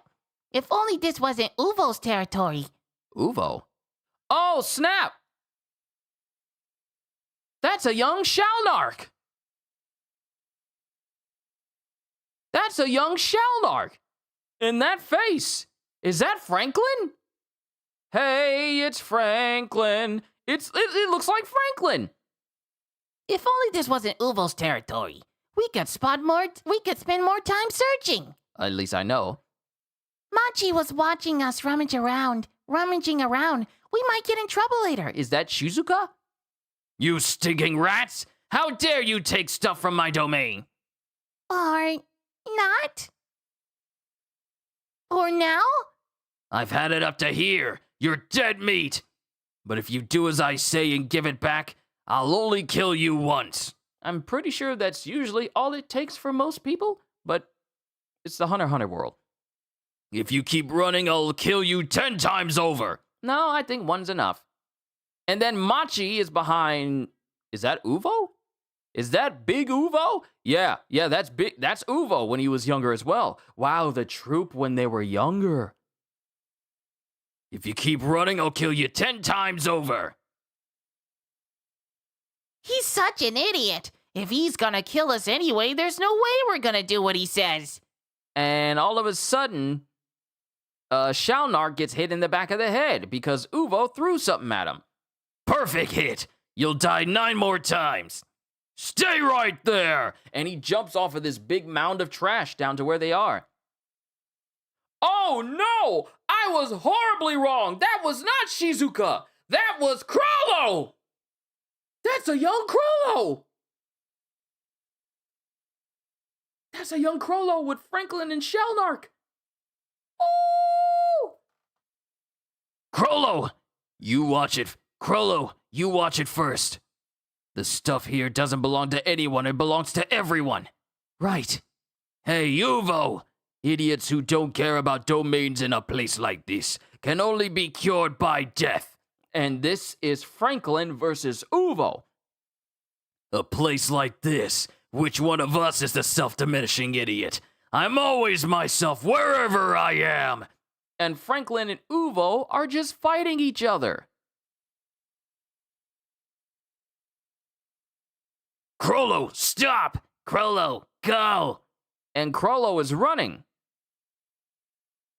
And while he's running, a motorcycle skids in front of him, and it looks like Finks, who has like a Paul from Tekken 5 Pompadour. And I think that's Phaeton on the back of his bike. He looks short enough to be Phaeton. Yo, Chrollo, got something good? We're nicer than Uvo. If you hand it over, we promise we'll give it back to you later. And Finks, young Finks, has like this crazy look on his face. And it shows Chrollo handing him a tape. There you go. Don't tell Uvo. Oh, I forgot to say, later means 100 years later, sucker! And when he drives away, Chrollo's just standing there and takes out another tape. Because the tape that he gave to Finks was actually the Learning Gelman Volume 20. You know, the boring tapes that they didn't care about? So he has the other one. Or he just has like the pointless Learning Gelman Volume 2 tape. And then Chrollo just has just the original. And he heads off. And then we have this big, almost... It looks like a building that's a combination of a sultan's palace and a Russian palace and an American cabin, American hotel cabin of some kind. There's a lot of motifs from different countries that exist in this one building, but it's also surrounded by flowers and trees in the midst of Meteor City. And Crollo just walking in. And Crollo walks into the building itself. It might be a church. And we have someone that looks like a priest of some kind. Welcome back, Crollo. Studying from videos again today? Yeah, I see there are more small graves. Oh, it's terrible. They even enter the internal residential zones these days. There are more and more kids who get kidnapped and never return. You should avoid going to the outskirts alone. People born in Meteor City don't have certificates of societal identity to prove their existence. There were reprobates who twisted that fact to mean these people who don't exist don't count as human, and therefore it was not a crime to hunt them. Oh, wow. This essentially sounds like the mindset of a celestial dragon from One Piece when it comes to literally anyone else who isn't a celestial dragon. Until Meteor City allied with the Mafia, exchanging personnel for a guarantee of safety, there were hundreds of victims every year, with 70% of those being children under 15 years old. Oh, this is a full-on narration. You know, you never can tell sometimes. Subsequent to their ties with the Mafia growing stronger, Nen abilities began to manifest among the city elders, giving rise to a pledge that eventually became the law of retribution. Only life can compensate for life. We'll accept anything you leave here, but don't ever take anything away from us. So that's where the motto came from. That's where it all got started. As the world came to fear this city of victims, whose humanity no one even recognized, the Phantom Troop came into being. And then Crollo is speaking to this person, this priestly fellow, going, I'm going to use the AV room again. Take your time, but there's someone using it. And he walks in. Oh, snap. He walks in and he goes, Hi, I figured it was you, Paku. Remember Paku? The same Nen user who had the ability to basically peer into the minds and see memories of people that everyone, that Gon and Killer were fearing, because if they found out that they knew Kurapika, it would be horrendous because they were looking for the man with the chains back in York New. We got young Paku. Hi, I figured it was you, Paku. Hi. The others stay away because they don't want to be lectured by Father Lisores. Lisores. Yeah, Lisores. Fire the barber, whoever did his hair. If you're talking about Paku, Paku is that long hair. Paku, when she's older, has the long hair. Dude, this is when they're kids, when they ain't got access to a barber, because Meteor City is a city of what we don't want in this world, a city of leftovers, a city of trash. You think you gonna find the same barber that's been keeping Thrag's line up? You think you gonna find the Viltrumite barber there who keeps the fade clean and cut? Paku is that long hair. No, Finks is the long hair. Paku is the one who has like the long hair when she's older, but Finks is the one who has his hair up in the pompadour. He was the one riding on the motorcycle with Phaeton. Oh, you're back. Oh, wait, you're far back. You're actually far back. You're still on the part where I'm talking about.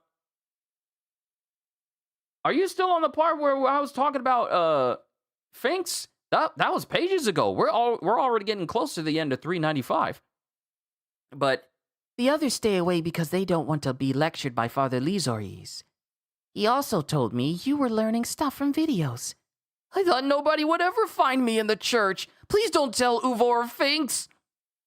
You always see right through us. That's not true.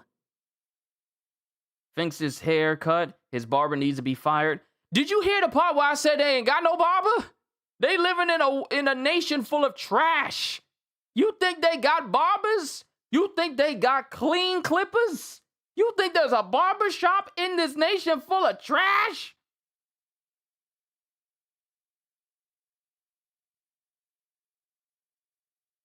That cut looks is one of the hilarious you've seen.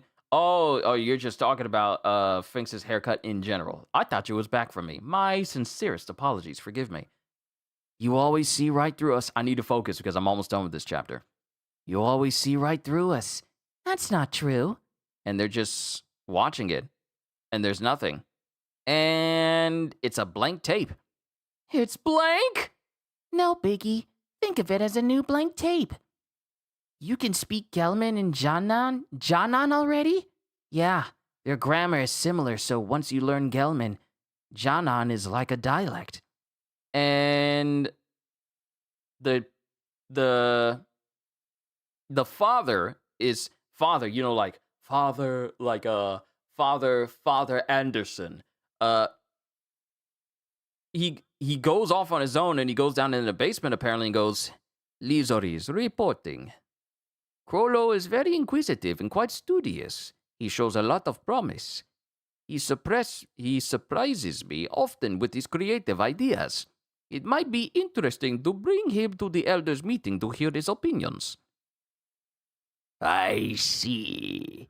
It would be wonderful if he could help to solve the various problems plaguing Media City. And we have this incredibly wrinkled, looking like an old raisin elder in this room full of candles while Lazarus is speaking to him.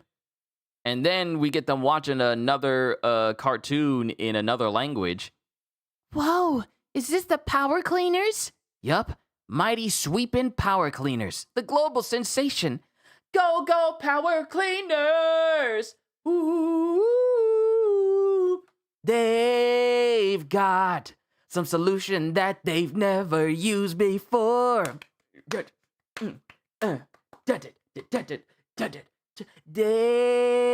got the cleaning tools and they're ready to settle the score.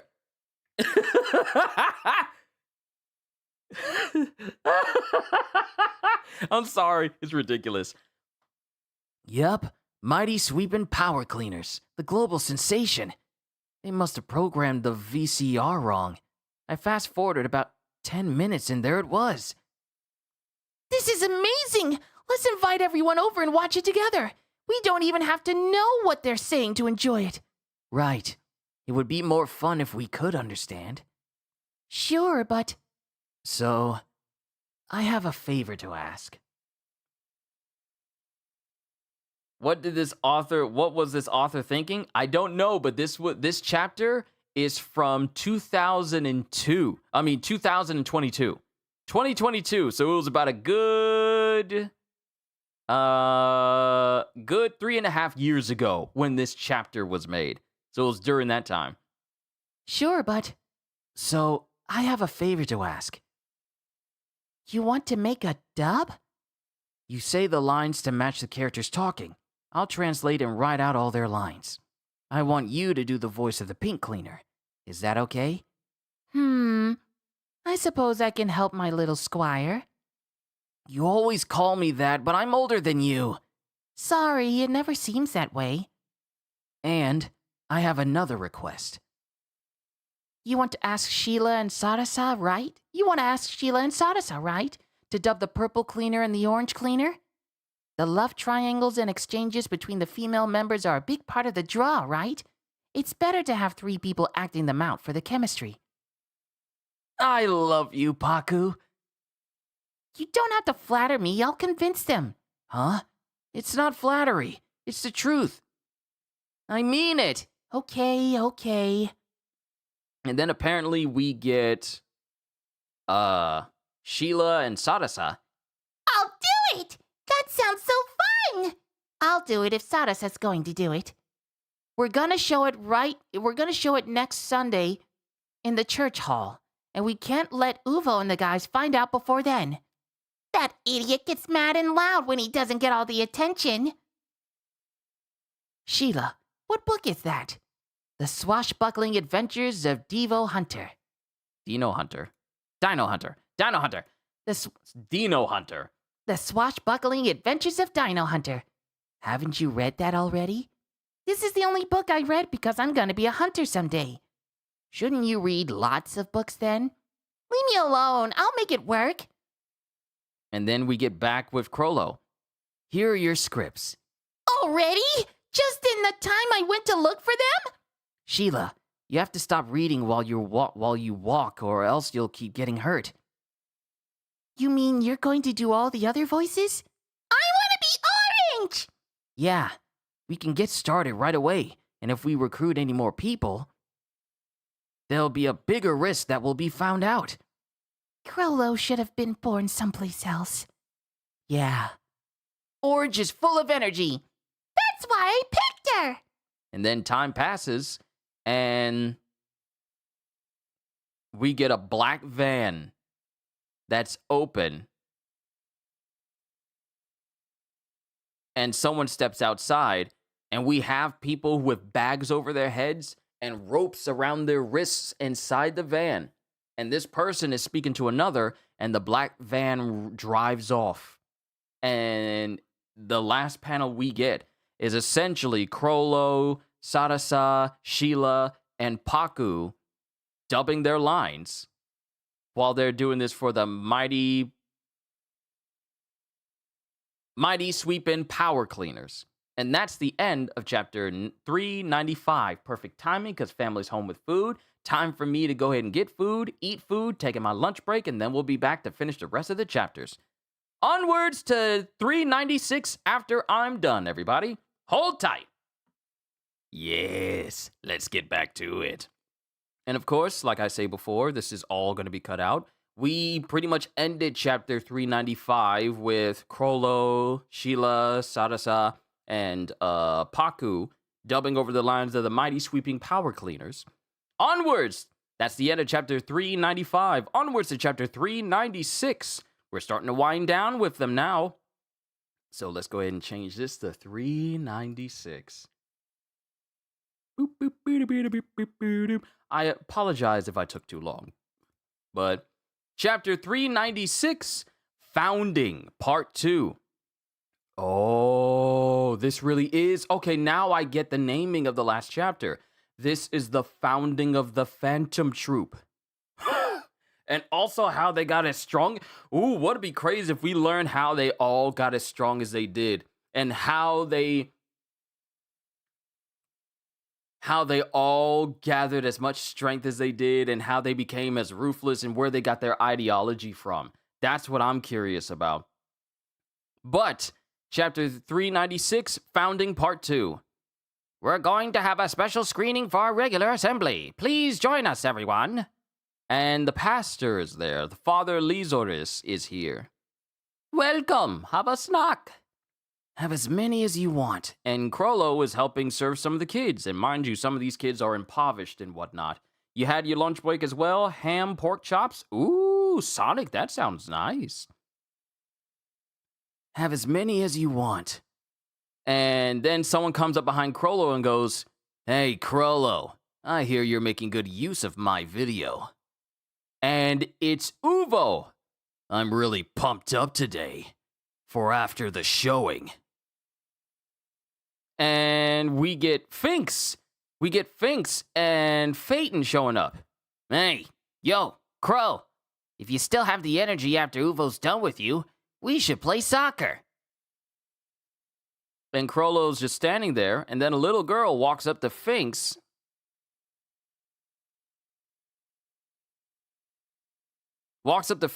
And wants to give him some food as well.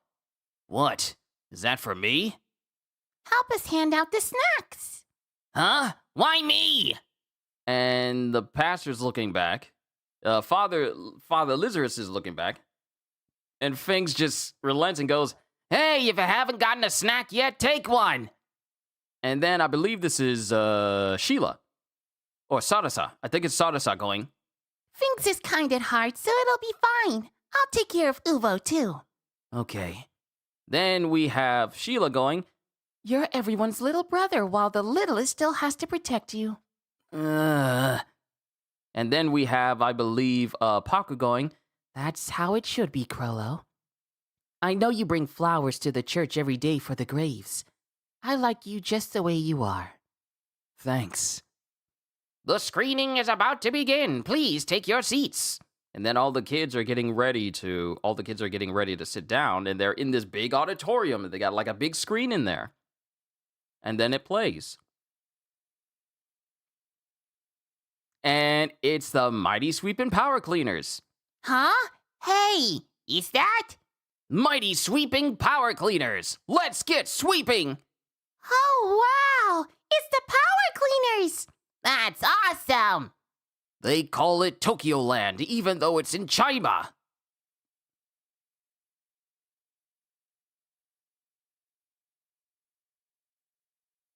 It's not China. Is that supposed to be China? Like, is that a typo? Because the N and B on a keyboard are right next to each other. Was that supposed to be China? They call it Tokyo Land even though it's in China. But I'm just gonna say how it is. They call it Tokyo Land even though it's in Chiba. The lines are long, but maybe we should take a day on Olgo. Wait, are they speaking in our language? Is it being broadcast here? No way. Someone else is talking. And Uvo's watching, and we see Machi there. We see Finks and Phaeton. We see Franklin and Shalnark. Aren't those Crollo's and Paku's voices? I was wondering what they've been sneaking around for. This must have been why. Will you stop making moves on guys I have an eye on? You did a 180 when you found out his income. I'm trying to be the shy one. And mind you, this is the dub that Paku, Crollo, Sheila, Sarasa, and... yeah, the four of them did, sorry. And the kids are laughing and enjoying themselves. Oh good, they're all laughing. Dubbing it was a great idea. You guys practiced so much to get the timing right. You were more amazing, Crollo. You used different voices for all the guys. I wonder who else we know that can do that sort of thing. I bet nobody noticed. And then the murmuring continues, and then the video changes, and then it gets silent. Huh? There's no sound. And then the video stops. The video stopped! Aww! Father Lizaris, what's wrong? The audio tape got stuck in the machine. It's tangled up really bad. We might have to use scissors. This might take a lot of time. Is it broken? What do you expect? Everything here is broken. They were thrown away as trash. And all the kids are murmuring, and they're starting to get bored. Can I please have the mic? Hey! Where's the rest of it, Crollo? Shut up! And this is Uvo being loud and boisterous as normal. Or is this it? Hey, Crollo! Sorry, I thought it was break time, so I was getting a bite to eat, derp.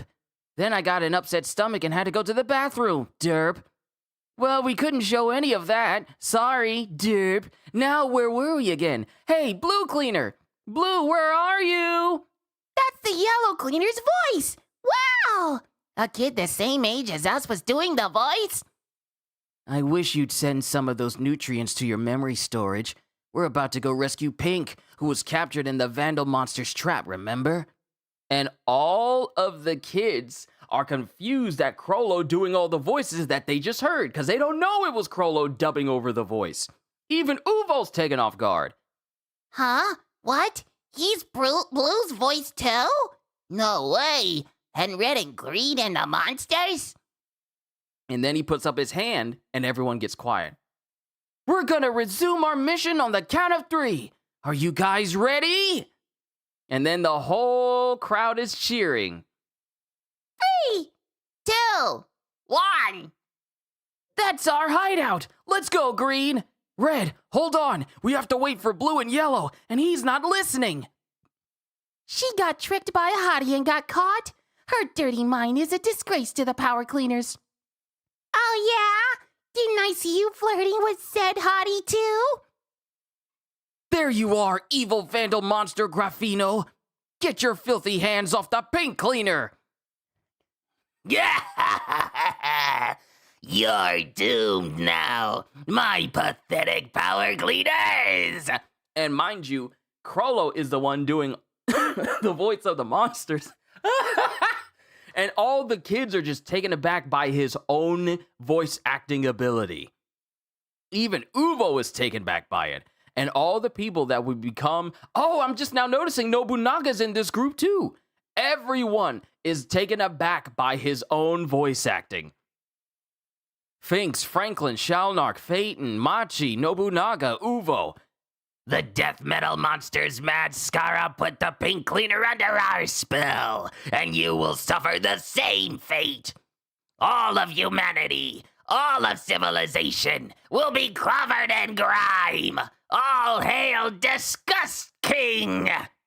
And all the kids are getting scared because of how well Crollo is doing this voice. Even if you cover her face with mascara, not like mascara, but mascara. Even if you cover up her face with mascara, you'll never be able to put a permanent stain on Pink's heart. She's always in pursuit of true love. All the kids are enamored. The power you get from believing in others, that's the ultimate cleaning agent. Better than Resolve. Better than Pine Sol. This is the power of cleaning, baby. That's not even in the manga. I added that. I'm sorry. Better than Pine Sol. Red, your smooth speech cleansed Pink's caked on mascara. The pink cleaner is back. Darn you! Blue, I'll filth you up myself. Get them, my sludges. go ahead. Be grime as much as you want. We'll wipe it away every time. Getting dirty is a fact of life. The tragedy is in giving up and living in filth. If it's too much for one person, we can all pitch in. Eating by yourself can sate your hunger, but coming together to eat a meal is the best. Isn't that what this is about, Derp? No! If we work together, we can clean anything! Even all the hard-to-reach places. And they're doing all the voices of all the rangers. By our cleaning powers combined. Clean sweep! So not only is this a Mighty Morphin Power Rangers reference, but this is also a Captain Planet reference as well. The power is yours! By our cleaning powers combined, clean sweep! And then everyone is cheering and clapping. And then after said and done, Father Lazarus is, shaking the hands of Crollo and patting him on the head. And then we have everyone that would have... Everyone from the future Phantom Troop is traveling, and they're there, like Machi, Shalnark, Nobunaga, and everyone. They're going, Everyone loved it. You were amazing. You must have brought about a watershed moment for Meteor City. I couldn't have done it without these three. and then Crollo's standing there, and we see some people standing in the distance. And it's Machi, Phaeton, Finks, and Uvo. Crollo, you don't have to do this. It's okay. I need to. I did take the video without asking. And then Sarasa walks past him, stands in front of Uvo, and then walks back to Crollo. Crollo, you really are amazing! I have a better opinion of you now! And she screams that out, and then points at Uvo, and looks at him and points and goes, I dubbed you! and that's when Uvo's all like, embarrassed. Crollo? Yes? That video has more episodes on it, right? Huh? Yeah. It only had 8 episodes, though. Let me do the voice of the next monster. And this is Uvo. Wow. Crollo won over everyone from just this one video that he did. And then Nobunaga goes, I'll be green. Phaeton goes, I'll be yellow. Finks goes, I'll be blue. Machi goes, I'm the genius scientist in the love triangle with purple and pink. Franklin goes, I can be the Discuss King. Oh, no. No, that was Shalnark going, I can be the genius scientist in the love triangle with purple and pink. Franklin goes, I can be the Dust King. Machi. And Machi just goes, I'm not doing this. and then Uvo goes straight up to Crollo and goes, Crollo, more than any other punch I've ever taken, what you did today rocked me the most. And he's holding his hand out to Crollo. Who knew I would be looking at the beginning of the Phantom Troop? And he shakes hands with Crollo. And after that, the rest of the future troop members are working with Uvo to create these little videos for everybody, dubbing over lines and rehearsing, and also spending time with each other as well, the way they would in the future. Then Machi goes, No. Why not? Everyone wants to be the princess. You do it then. If I want to be a bad guy. bad guy. I guess the next one will be the Discuss Queen. But the queen is actually Purple's twin sister, so it should be a dual role for Sheila. And then Finks speaks up. Orange doesn't have many lines in this one, so Sadasa should do it. Sadasa could do it. Then we have Crollo going, No, they have a big scene together 2 episodes later. then Shalnark, We don't have enough people. Should we recruit members? and then Franklin goes, Sounds good. What kind of group are we anyway?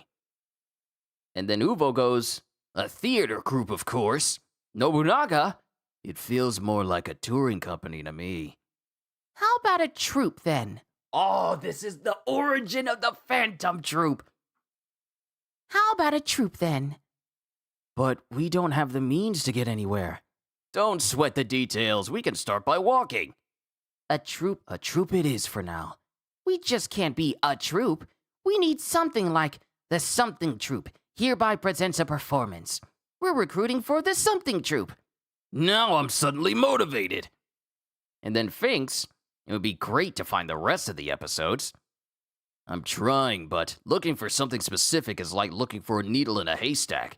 We don't even know if the rest are out there. then Nobunaga again, Then Crollo should just write up a script and make it into a regular play. Everyone's watching us more than the screen these days. and then Sheila. Sure, some people are watching Crollo. What do you think, Crollo? Huh? I still think the show works best as a screening. Without the visuals, we'll need fight choreography and monster costumes. We don't have the time or the resources. Well, there are 3 more episodes as a buffer, so I'll think about it. After today's full rehearsal, how about we make a guessing game of where the show is going to go? Uvo, you're so into it now. At first, well, I just wanted to be able to have something, anything. But being able to clearly define what that is and what I want to do is an amazing feeling. What is it that you want to do? Tour around the world with you at a play and be the best villain in the world.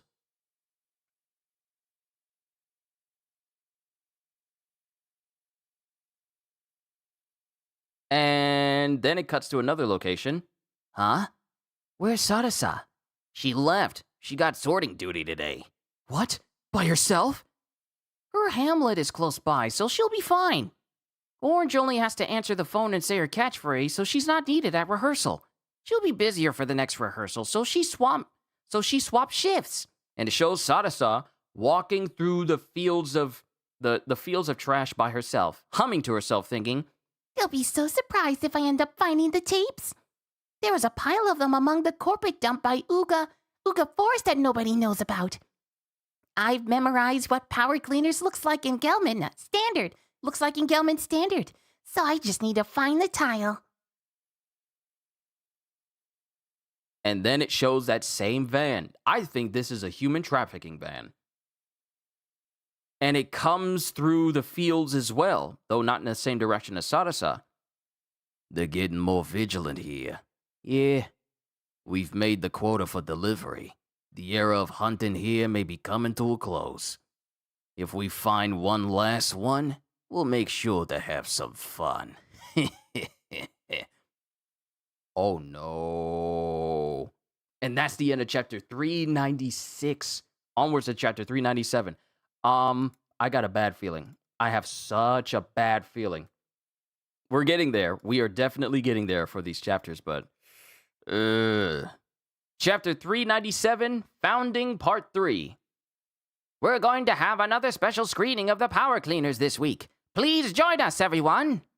And then it's just the troop, not Phantom yet, just chilling in a room inside the main church. Are those three not here? Are those three not here yet? Not showing up 15 minutes early? Unacceptable. Franklin and Nobunaga are always barely late. But Sarasa? Yeah. And Chrollo looks worried. I'm going to go look for her. Wait, I'll go with you. You don't know her wet nurses. And they go searching for Sarasa. I haven't seen her since yesterday. We thought she was with you. And Finks and Phaeton, everyone is out looking for Sarasa. Thank you for your patience. The start of the show has been delayed. She never returned to the hamlet after she left. She must have wandered off alone. Considering the conversation we were having, she must have gone to look for more tapes. What should we do? Chrollo? And then all of the troop is looking towards Chrollo for answers. This is when they started to see Chrollo as the person to look towards. No wonder they behaved as well as they did by saying, like, no matter what happens, we must make sure that Chrollo's alive. You see the very foundation of it here. Who knew? Who knew? Well, people who were reading this back in 2022 knew, but still. Hey, there he is! The rat cleaner! And then Chrollo gets out in front of everyone. Thanks for coming, everyone, but I have some bad news. We have to cancel today's screening. Sarasa, who plays the orange cleaner, has been missing since yesterday. She said she was going back to her hamlet, but we don't know where she went. As you know, there have been an increase in kidnappings of children all over Meteor City. We knew it was dangerous, and we let her go home by herself. It's my fault. We're going out to look for Sarasa again, meaning we need to cancel today's screening. I'm sorry.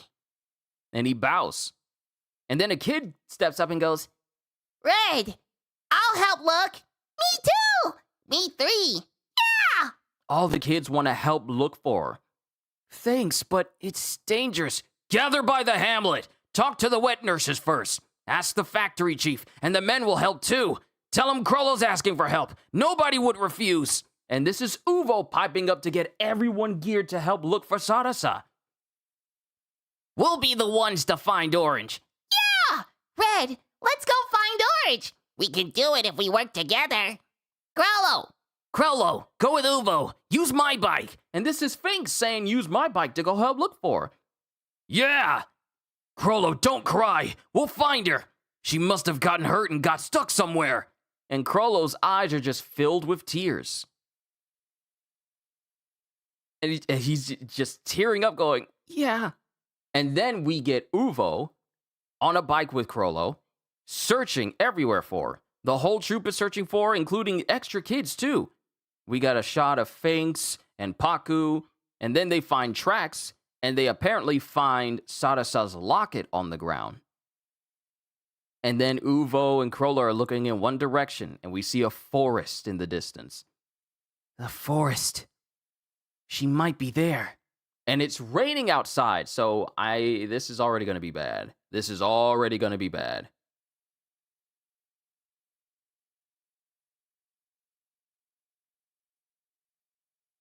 And they get into a forest, and there's a bag, like a big bag. The whole troop makes it into the forest, and there's like a bag hanging from a tree, but it's a bag big enough to fit a person, and it's hanging from a big tree in the middle, and there's a note on the trunk as well. No. We won't know who it is until we check. And mind you, Paku is already crying her eyes out, hoping that it's not Sarasa. If it happens to be Sadasa, the crash out will be completely valid. It will be completely valid. Y'all remember the motto? Y'all remember the motto for Meteor City? Take nothing from us and we'll take nothing from you or something. Or I'm paraphrasing. I've already kind of forgotten half of it. But remember the motto. If something happened to Sadasa, the crash out would be completely valid. No, we won't know who it is until we check. And then Krollo starts to walk up towards the note. Hey, that piece of paper. What does it say? Uvo, could you get that down? And then Uvo walks over to the note and takes it to him. What's this say? Krollo! And Krollo isn't saying anything except, get that down. Ready? And he cuts it, and then the bag falls. The bag falls into Krollo's hands. It's a big bag, and he falls, and he opens up the bag.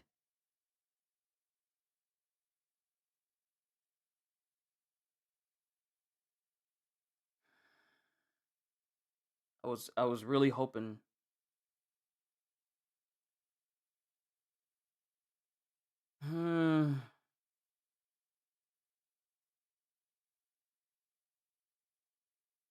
That's not fair. That's not fair. That's not fair. I hate that. I hate this. I hate this panel. I hate this panel so much. I'm not even trying to be dramatic right now. I hate this panel so much.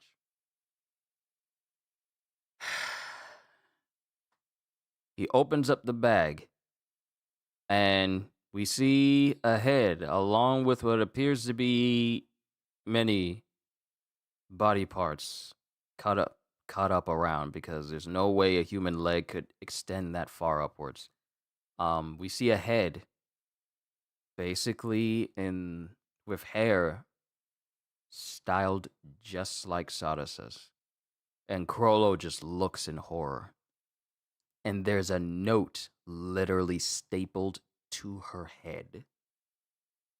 And Uvo comes up behind him, and he sees as well. Then Nobunaga says, "It's Sadasa, isn't it?" Krollo. Uvo. Krollo, answer me. What does this say? I won't say it. Huh? What was that? Don't mess with me! What did those jerks who killed Sadasa write? I won't say it. I'll never speak of it, even if you try to kill me. If you want to know, learn how to read it yourself. And then Uvo is holding him by the scruff of his shirt, and then throws him to the ground and walks off. Uvo! Are you gonna leave Sadasa behind? Uvo doesn't say anything, Machi.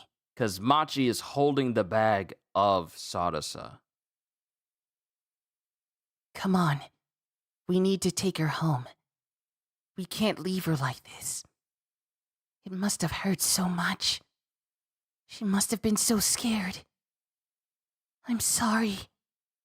And then Paku, finally realizing what's going on, she just starts bawling her eyes out.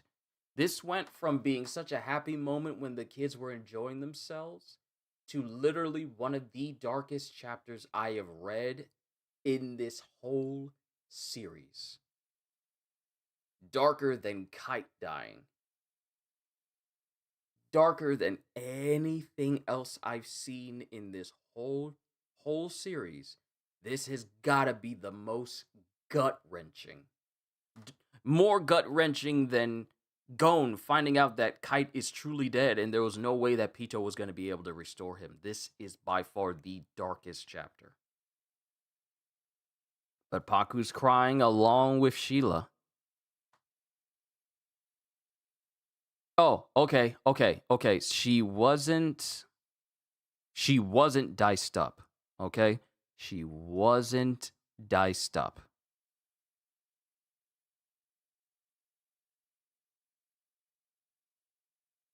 She was just stuffed in the bag.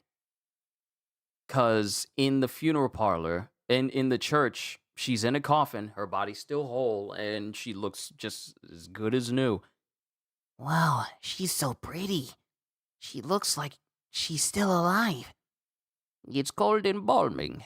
It's a technique that restores and preserves the body to make her appear as when she was alive. But this was a miracle, considering the condition she was in. We'll all have to thank the embalmer, Renko. Which is a woman who is a woman in dark clothes with a mask over her face and a hat on her head, with long hair just standing off to the side. And all of the troop are bringing flowers to Sadasa's,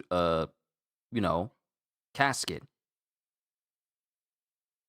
And when that happens, Uvo shows up with a tape.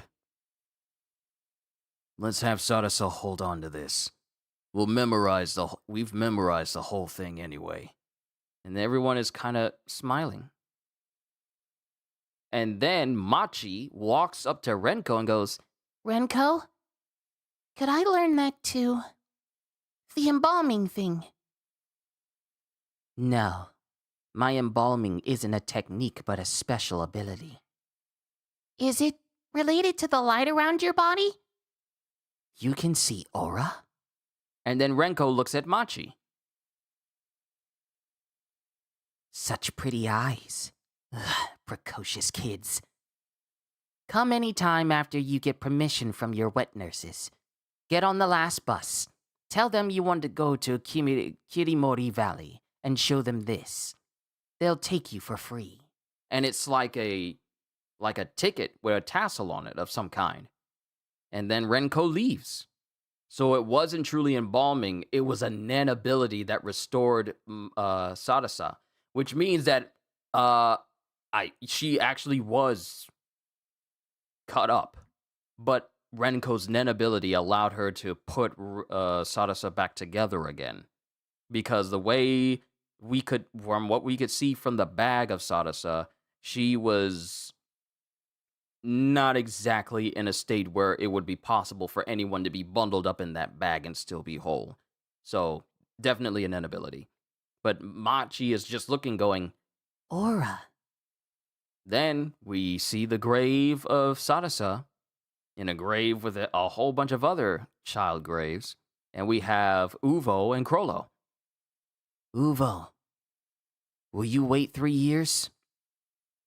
I promise. I'll get everything ready before I turn 14. Myself and the system here in Meteor City. I can't wait that long. I'm leaving today if I have to find who did this to Sadasa. That would be like trying to find a needle in a haystack. What about traveling the world with me? What's gonna change in 3 years? A lot. And this catches Uvo's attention. The world is on the brink of a communication revolution. With the right infrastructure in place, people all over the world can be connected at the speed of light. A single individual can transmit something that will be seen by the entire world. It will be a paradigm shift. So what? The culprit must have kept images. A message to attract attention. A crime scene created with a deliberate framing in mind. That location was like a theater. There were a bunch of cigarette butts where we were standing. Someone was recording images from that spot. Once they realize there's an opportunity to show off their work to the whole world, they won't be able to resist the urge. Evil will hide in the shadows. It'll be the same in the connected future. Even in this network where countless rays of light traverse the world, there will still be national borders where authority will regulate their passage. But they'll find a way. We'll prepare that loophole for them. If we use the void here to build a place where they can evade police pursuit, criminals will come to us. Wait, what do you mean? We'll make a hideout for new guys. Wait a minute, who's saying this? Oh, this is Shalnark. We'll make a hideout for bad guys with the new technology, and we'll pick out who we're looking for from among those who show up. Oh, I get it. Shal, I'll help too. And then there's some sounds behind Shalnark as we get the rest of the troop showing up. Nobunaga, Machi, Franklin, Finks, Phaeton, Paku. 3 years will be over before we know it. There's a lot of things we gotta do to prepare. We need knowledge and the means to close in on the perpetrators, and the power and skills to take them out when we do. Mind you, Sheila is not a part of this group. She couldn't really get close to them. Too much of a heavy situation. Yeah. And one more thing. Something very important. Huh? What's that? If we're going to make it so that there will never be a victim like Sadasa in Meteor City again, we'll need resolve, the will to devote our lives to this cause. In 3 years' time, I'll end up killing a lot of people. This dude said I intend to kill a lot of people. Crollo. But I know that's not what Sadasa would want. If I could ever see her again somewhere, I would happily apologize over and over. Still, I'll never let them get away with it. Not in this life. If there's nothing in this universe that would enable such a reunion. I just can't imagine that people who would do such a thing with how the current criminal justice works would genuinely feel any remorse for their actions and make reparations. I'm going to live the rest of my life as a villain, one that the whole world will fear. I'm going to redesign myself and this city to ensure that small-time crooks would stay far away from Meteor City. Uvo, will you help with this? As the leader of the troop? Crollo, you're the leader. With you as leader, I will follow you until I die.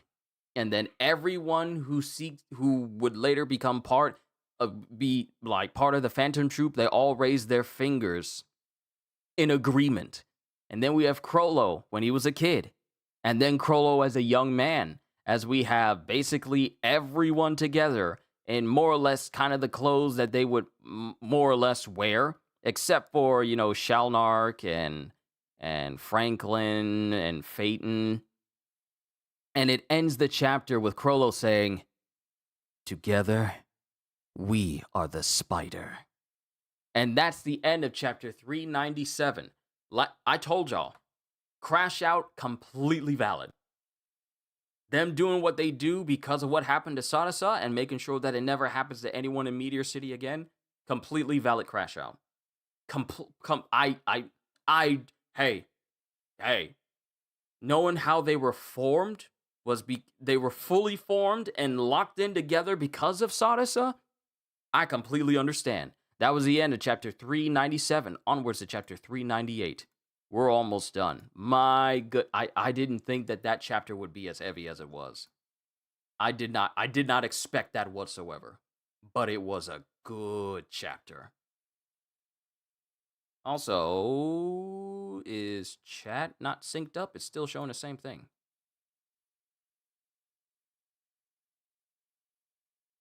Okay, there it was. Okay, it wasn't synced up properly. Sorry about that.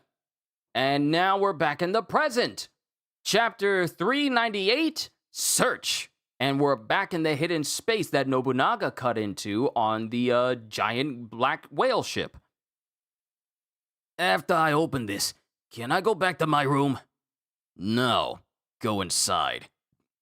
If it's like I said, the old man is in there. If not, we're safe.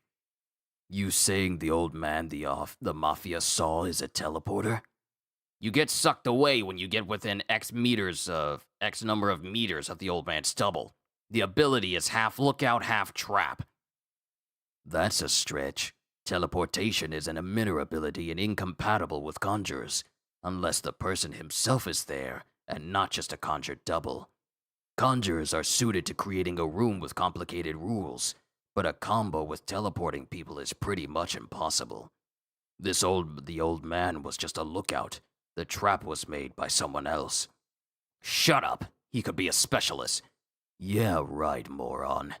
Oh, yeah? Yeah. It's locked from this side. Yeah? Yeah. Yeah? And it's Finks and Nobunaga just going back and forth with each other. And then Phaeton is the one to speak up. Just unlock it then.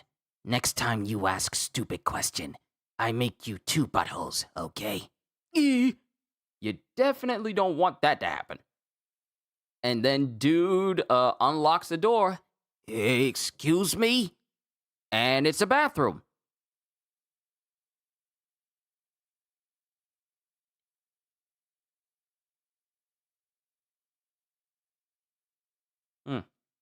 Food was stuck over there.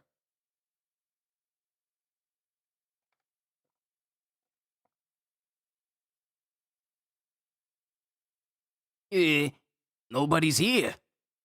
It's also locked. It's also locked. I'll open it. That's the only entrance to the hidden room. Who locked it? The old man's double could leave a sealed room. He could lock the doors to both the toilet and the hidden room, then disappear. Because it's literally just a back door that goes into the bathroom, but the door out of the bathroom is also locked. Just to clarify. He could lock the doors to both the toilet and the hidden room, then disappear. Possible, but what for? Probably to buy time, physically and mentally. We knew his ability and came in through the hidden room, so we figured out the trick. But if you go in through the cabin like normal, you'd assume someone's holed up in the bathroom and proceed with caution. Cabin door is trapped, remember? Are you talking back to What? the wall? Didn't see that moment coming in the last chapter. The content in the last chapter hit me deep. Such a tough and shocking experience. Right? That hit me more than any other moment in Hunter x Hunter. Mind you, when I was reading through it, most of my feelings happened when I watched the anime originally. So most of my feelings were from watching the anime, which I'm probably more than likely going to rewatch after I fully catch up to Hunter x Hunter. just to binge watch the whole series again. But yeah, that last chapter, I was not expecting that whatsoever. I felt like a tingle in my eye because I'm like, this is so sad. Why? And I normally don't feel tingles in my eyes when it comes to chapters, unless it's like really, really, really, really sad. But that one got me. The wall. It's a way to buy time in case someone like me tries to break down the wall from next door after they realize the door is a trap. I can see that. On the flip side, Trap won't trigger if you enter from wall. it's the same if we open the bathroom door and go in. There you go. Rest assured and go in. Okay. You missed it. What chapter was that? Chapter 397. There you go. Rest assured and go in. Okay. I have no idea what they're talking about. Nothing happened. And they're just fine. All right, now go out that door. Then can I go back to my room? Not yet. You come back in again, okay? And then dude walks out, and then... Okay, now come back. And the dude doesn't say anything, and he bolts. But stupidly thinks that he can get away from the Phantom Troop, and Phaeton literally just appears right in front of him. Right or left? Pick one, okay? What? What do you mean? I can't pick? What? Get back in here before he chops off both ears. Nobody gets off with losing just one ear once he gets started. Okay, I'm coming back. And all of a sudden, dude walks into the room and immediately disappears. It triggered without old man. There doesn't seem to be any auxiliary props. It's not a barrier, but a landmine. Barrier type. Nen-infused tools like talismans and rope supplements supplement the activation, can cover a wide area and include multiple traps. Or landmine type. The activation switch is established in a specific location, more coercive but limited to a couple places. Kind of like what makes it so that no one can get into room 1013, which is the room that Biscuit and Hanzo go into. It's a barrier ability. It's basically like a landmine type like that. A landmine is more coercive, but the creator must be somewhere near the entrance. That means they'll be at the destination. It's a good bet that that's their hideout. Getting teleported on purpose is one way to go about this, but there are many of them. It's now more likely that there'll be combo traps at the other end. First, we gotta find out if this trap is multi or single use. If they gotta reset the switch every time it goes off, we just have to wait for them to come here. And Phaeton just takes the opportunity to go to another person's room and make them be the guinea pig. Ow! Stop shoving! Listen, you'll be dead meat once. And then he goes through the door, and just like before, he disappears. So it's multi-use. Like Nobunaga said, quickest for us to go. I go. Oh, Phaeton! Oh, Phaeton! Hold on. And it's Wong and Henry. Hold on. Henry, the Shiyu underboss, has a proposal to make. We might be able to find out where their home base is. You can storm in after you hear me out. We Char will go after the duo suspected to be Hail Lai members. The one who found them and this room is Henry. You can trust him. And then while Henry is speaking to someone else, while Wong is speaking to someone else, Henry speaks to the troop. First, I want to say that I'm not here to antagonize you. The most important thing for the Karkin Mafia is balance.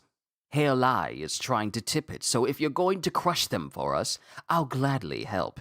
That lunch break gave me all the extra energy I need. I don't feel like heavy-eyed or heavy-lidded just reading anymore. I feel good. Give me 15 more chapters. I'm kidding. I'm not reading that many.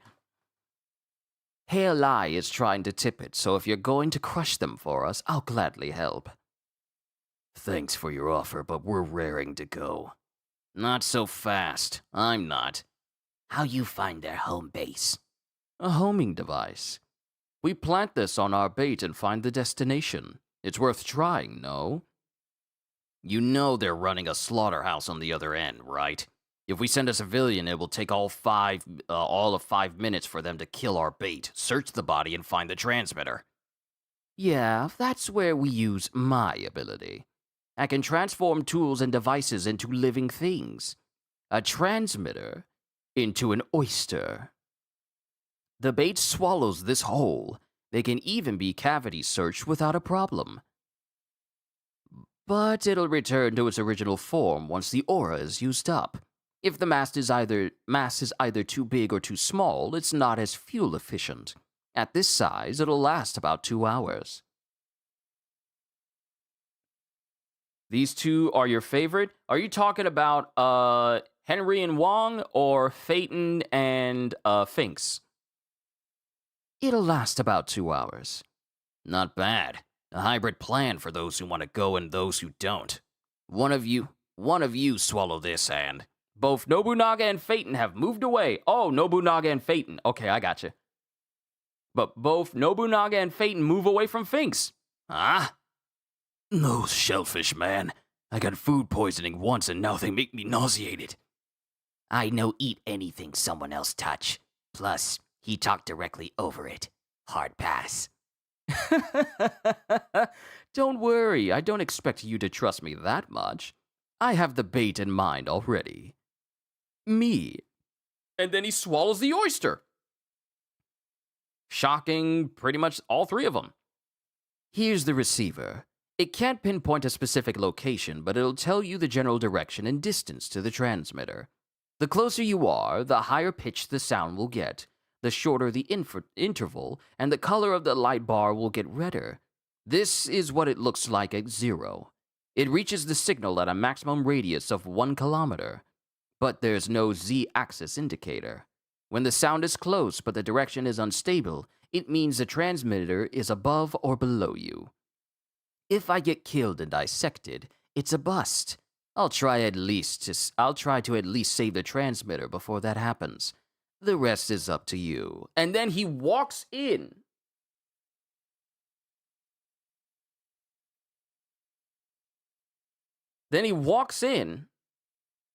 And then he disappears. He made his point and then bam. I like him. Oh, here we go. It's pretty far. From the color, in the 500 to 1,000 meter range. How big is this ship again? It's 1,500 meters long, 800 meters tall, and 800 meters wide. So let's put that into numbers, like in feet. 1,500 meters. 2 feet. That is literally 4,921 feet. All right.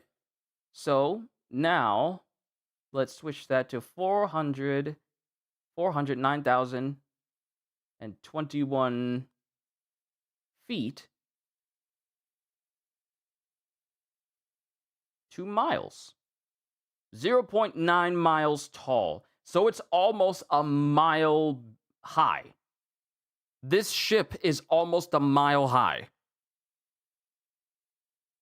Okay, we learned something. It's 1,500 meters tall, 800 meters. It's 1,500. Oh wait, 1,500 meters long. So never mind. It is almost a mile long, not mile high, but it's almost a mile long. I got that wrong. My bad. Sorry. It's 1,500 meters long, 800 meters tall, and 800 meters wide. Head to center of Tier 3. If hideout is Tier 3, it turn at least one shade closer to red. Wouldn't the color stay the same if it's on the opposite edge? That would mean we're more than 1 kilometer away, so it wouldn't even pick up the signal. Get it? Yeah? Yeah. Is erase one of you okay? Because Phaeton is done with them being like going back and forth. He's all like, is it okay if I kill either one of you? Is it okay?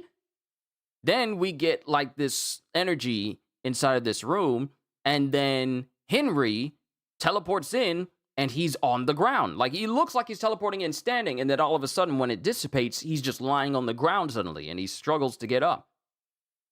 And it's a room that looks like a room with multiple doors.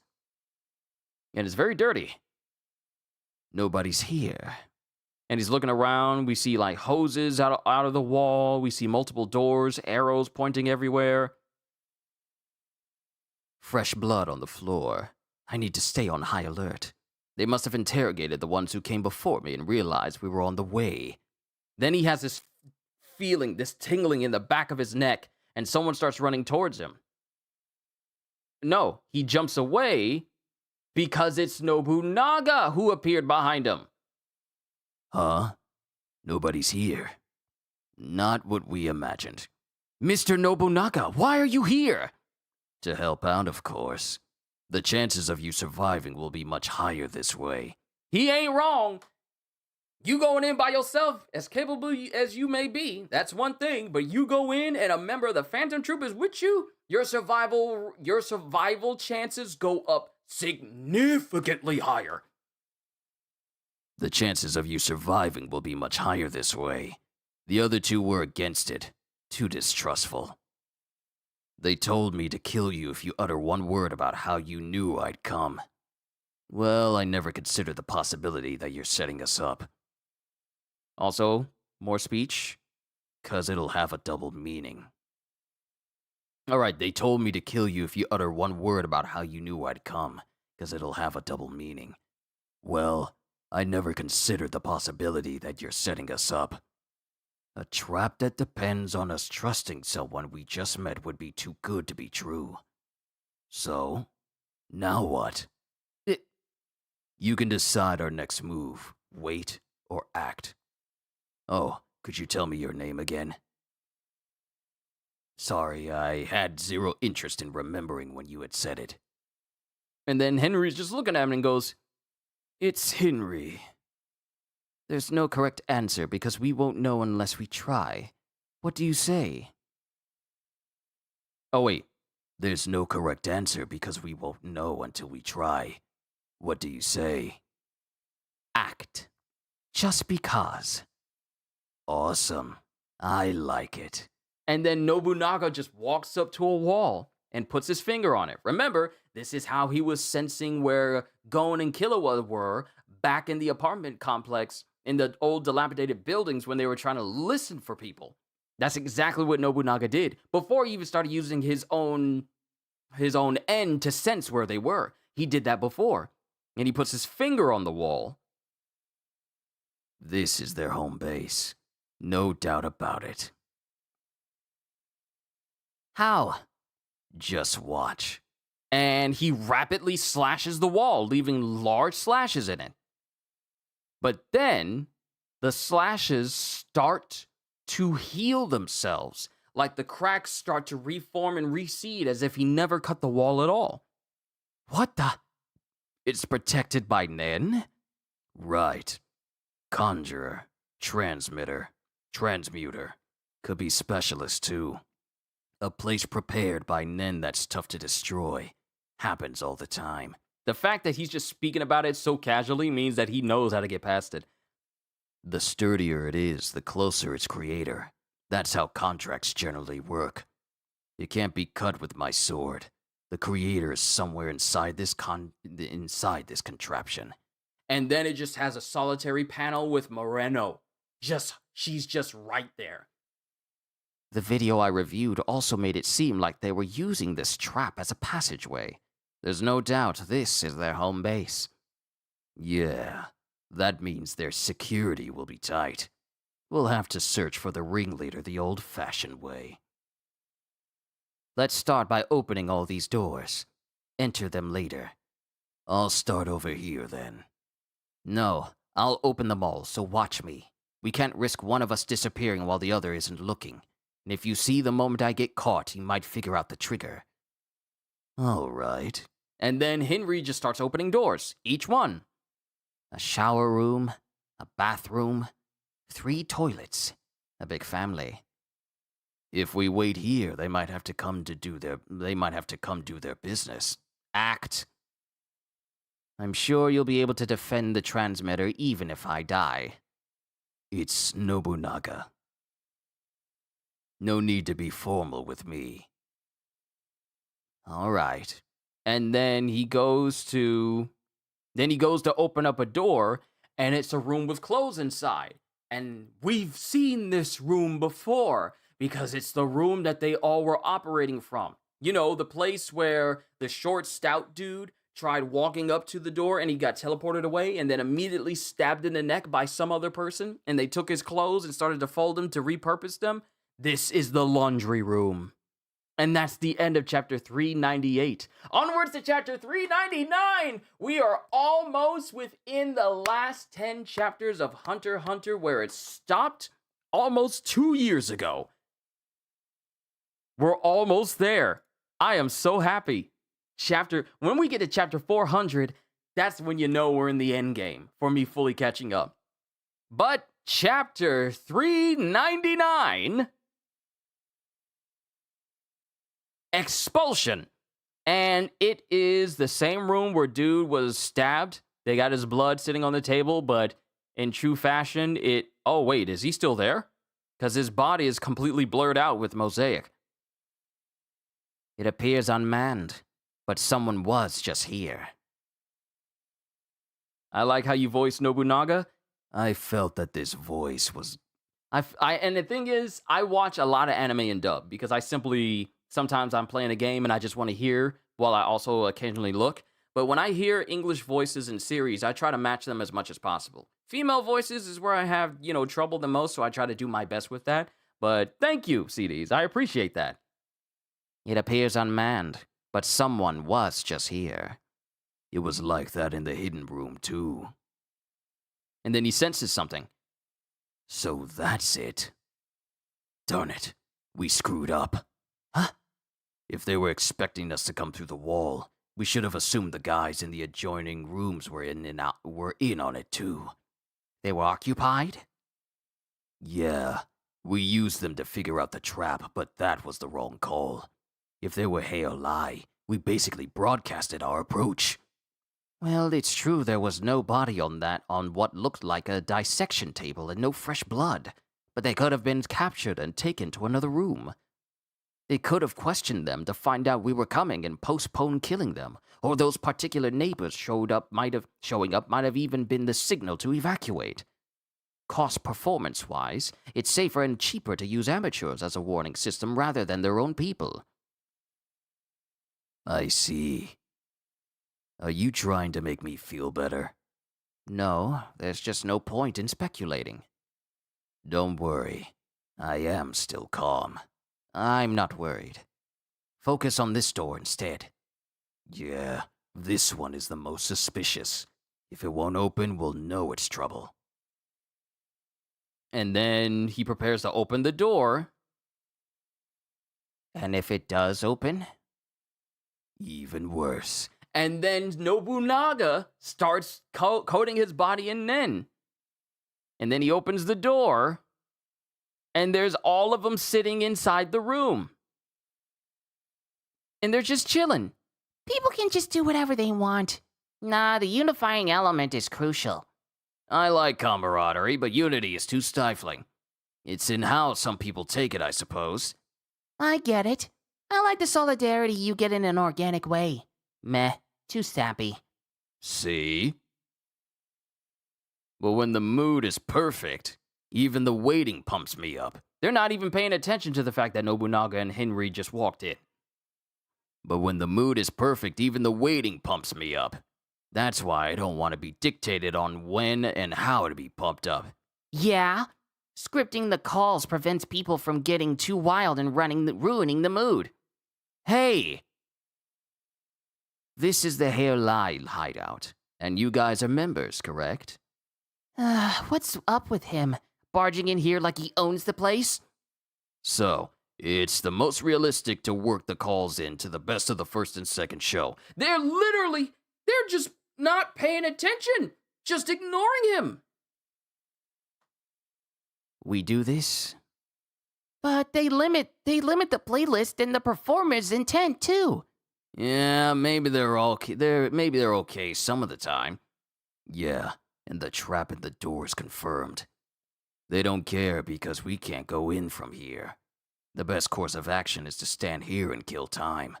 But I like to clean up the trash as soon as I see it. I'm the one who suggested action, and I agree about the trash. I have enough knives so I can say hello to each in turn.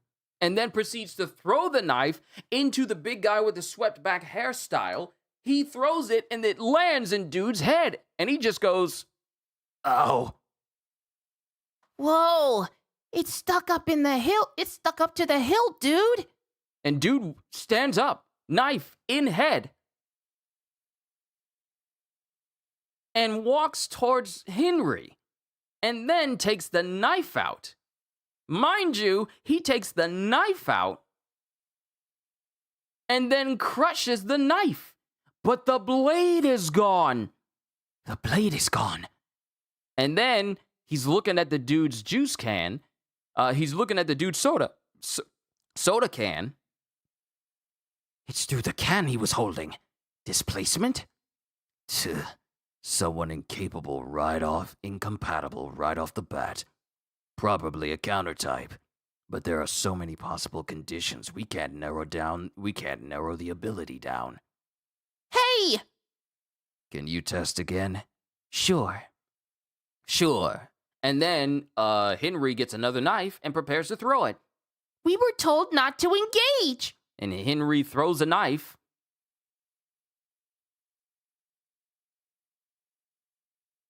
And he goes to aim for the girl, but dude he sees it, and it looks like he's about to purposefully get in the way of it, but he also dodges it because it looks like it's charged up with Nen, and then he purposefully moves away to dodge it. Ah! Oh, I wonder how long it would take to heal if this goes through my hand. And another dude sitting next to him puts up his manga and allows the knife to hit it. Watch it. Don't touch me. Sorry, I wasn't thinking. Oh, What are you using your ability for? Not thank you, you gotta evade. oh, thank you. Not thank you, you gotta evade. What are you using your ability for? I'm out of here, but no fighting. You've been chosen as the organ already. Didn't Morena tell you to keep your head down? Oh, yeah, she did. My bad. I know. Excuse me. And then just a well-dressed dude walks up from behind the guy that had the knife thrown in his head, and it was displaced into a can instead. Talk more later. You're Henry of Shiyu, right? Yeah? Who are you? My name is Yokotani, Heilai legal advisor. Oh, call the cops and the army. Say a crazy person is throwing knives around. Unlawful entry, assault, perhaps attempted murder. We'll be informing the police if that's okay with you. Oh, how convenient. We're lost. Where are we? I'm afraid I can't tell you anything. We can settle this without a fuss if you do as we say. Hey. And then Nobunaga walks up behind him. Mind you, they haven't entered the room. They still haven't entered the room because it still feels like a trap. And then dude looks. Oh, I remember you, Mr. Nobunaga of the Phantom Troop. What a big catch. If it's okay with you. And then Nobunaga throws his sword directly into the dude's head. And mind you, Nobunaga also has a rope attached to the hilt. Attached to the hilt. It's the hilt. Attached to the hilt. And he's charging it with Nen. And then while the dude is being charged with Nen, the other big guy who had the knife thrown at him, he touches him and it dissipates. And then Nobunaga's sword gets popped out. I see. You can displace other people's damage too. Stay back. Huh? And then he's looking at his head where he got sliced through. And Nobunaga looks at the guy's hand, and all of a sudden, blood starts coming down his arm. You transfer the damage in your right hand somewhere else with your left, and if you can't, you take the damage yourself.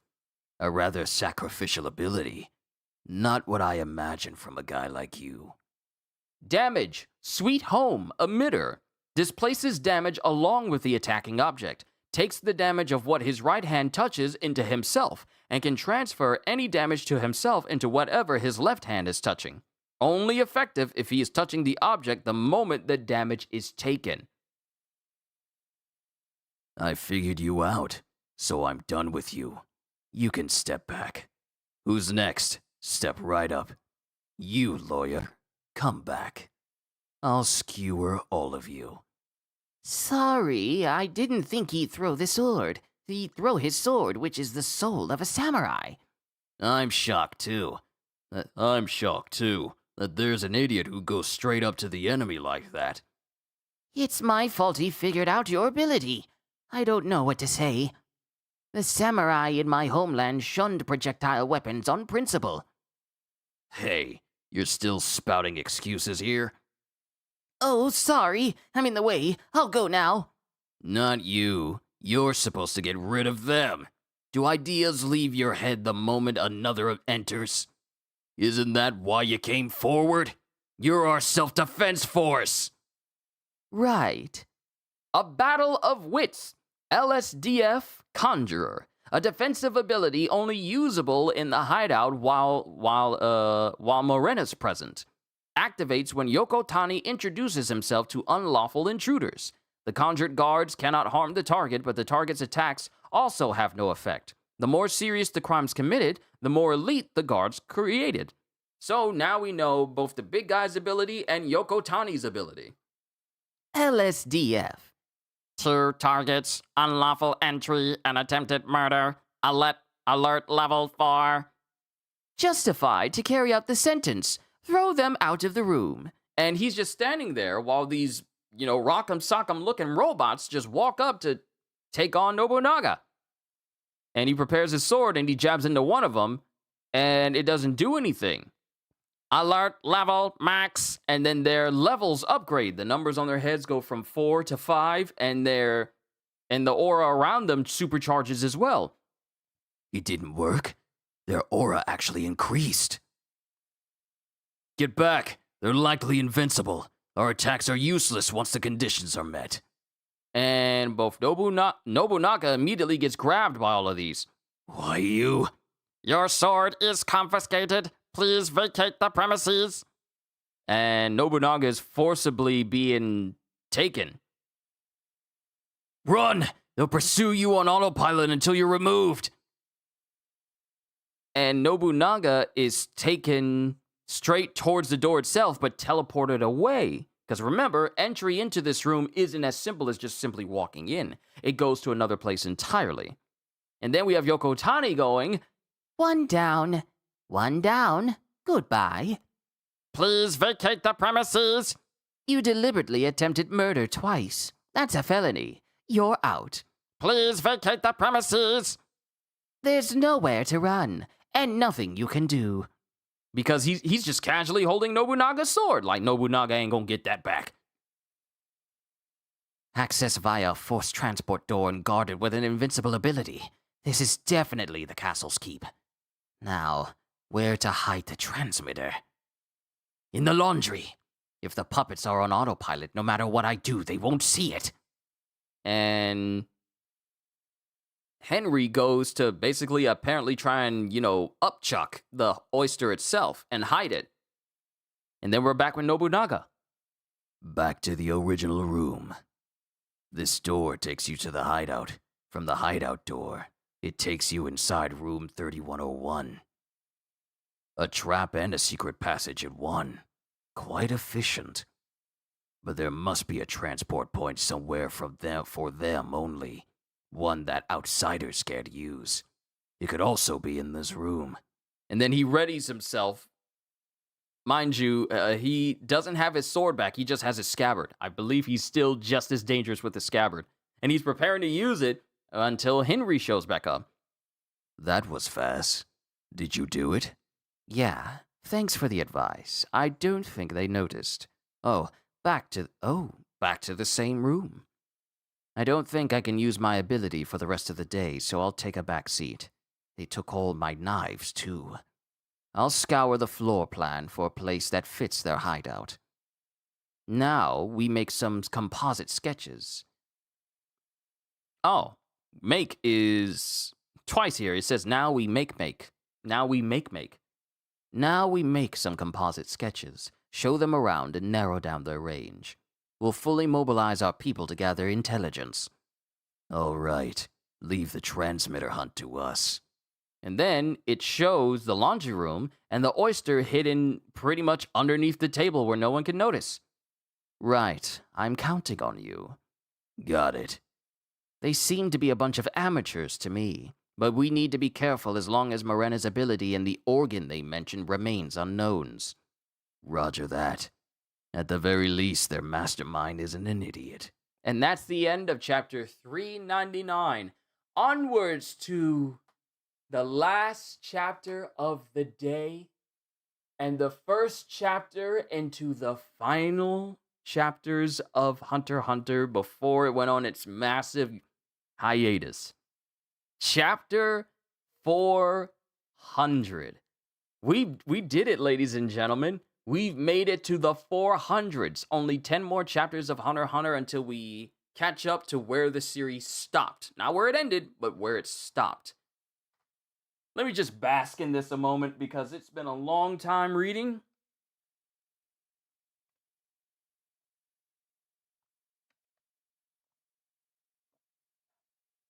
It's been a long time reading. And I'm just happy that we made it this far. Thank you for being here. I really do appreciate it. Chapter 400, Secrecy. And we're here with Phaeton and Finks, because they got the transmitter radar. 100 to 200 meters away. Direction unstable. That mean above or below us. Now we know either tier 2 or 4. Let's go downstairs first. We'll be able to tell if it's closer or farther as we go down. This easier if you could use your N. It would be insane to use N in this throng, both technically and strategically, especially since I'm not good at it. My N gets interrupted when someone talks or when something moves. I can't move either. Best I can do is look for something in a warehouse. Even if I could, letting all these unknowns inside is like walking through the slums naked with a shoot me sign on my back. And then we get Nobunaga, who catches up. What are you guys still doing here? Same to you. Why are you back already? I'll tell you later. Is the transmitter working? Yes, we heading to confirm above or below. It's only been about 10 minutes since you've been gone, you know. That's it? We think it's in Tier 2, so as soon as we know for sure, we're going to use the route through Cha-R's hidden door. And they get to some guards, and they go, "We heard the story from R and U. You may go." Tier 2. If Henry comes here, tell him we went to the Cha-R hideout. All right. Something doesn't add up regardless if it's above or below. Well, it's not like the Mafia is telling us the whole story anyway. But it doesn't sit right with me. Did you get an idea of where you were in the ship? Nah, their leader made a space with Nen. We need to be on our toes. And then Phaeton goes, Hold on. Look, and then they see where the meter is. it got far. Halai hideout Tier 2 now for sure. That's why it doesn't make sense. That means their boss is upper class. How are they justifying this feud? Killing rival Mafia and the leader holing up in the hideout? It's not for us to argue. Halai could be exploiting the ancient custom, too. We go straight to Cha-R hideout. No, we should at least take Franklin. We don't know how many Halai there are, and their abilities were more developed than we expected. Exploiting. That could be it. They seem to be a random bunch of punks, but it could be tough depending on their advisor. Hey, this is only to kill time while we're looking for Hisoka. I know. Securing a route upstairs is crucial in our search for Hisoka too. Bringing Franklin also reduces risk, in case we run into Hisoka while we're killing time. All this arguing is making you seem more obsessed with Halai. I'm not denying it. I found someone interesting. Nobunaga, you like enemy too much. We have an urgent announcement. May we have your attention, please? Some sad news, I'm afraid. And this is happening all over the ship. And then we're in room 1006. And we have Prince Tyson. We're actually cutting back to the princess. I thought this was going to be like chapters just filled about nothing but the Phantom Troop. But that's fine. We're cutting back to the princess and Prince Tyson. This is Madwig. He's a hit man with amnesia. The only thing I remembered was how to handle a gun. I'm here because Prince Tyson took me in. I'm Himonse, a global A-list star, but Sony had never heard of me. I'm not her type, she says. I've never met anyone like her. I'm Ansel, and I'm Prince Tyson's little brother, but she and I are the only ones who know that. I'm Hyuga. I'm being modest when I say I'm a legendary tutor. I can teach someone with a brain the size of a flea how to get into any elite school, guaranteed. I am a prince from the planet Mooney in the SR Nebula. I came to this planet to seek a bride. Huh? Okay. So they're all acting out these characters you like? Hold it! That's taboo! They're reborn. While you're on board, you'll be reincarnated as a whole new Guiliano. Guiliano! Got it.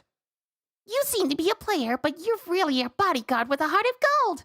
Got it! Reincarnated! So he's the same. He doesn't seem different, but I'm worried about how quiet he gets when he's reading the book. It's definitely linked to the Six Princes Nen Beast's ability, but if it's truly Proselytize?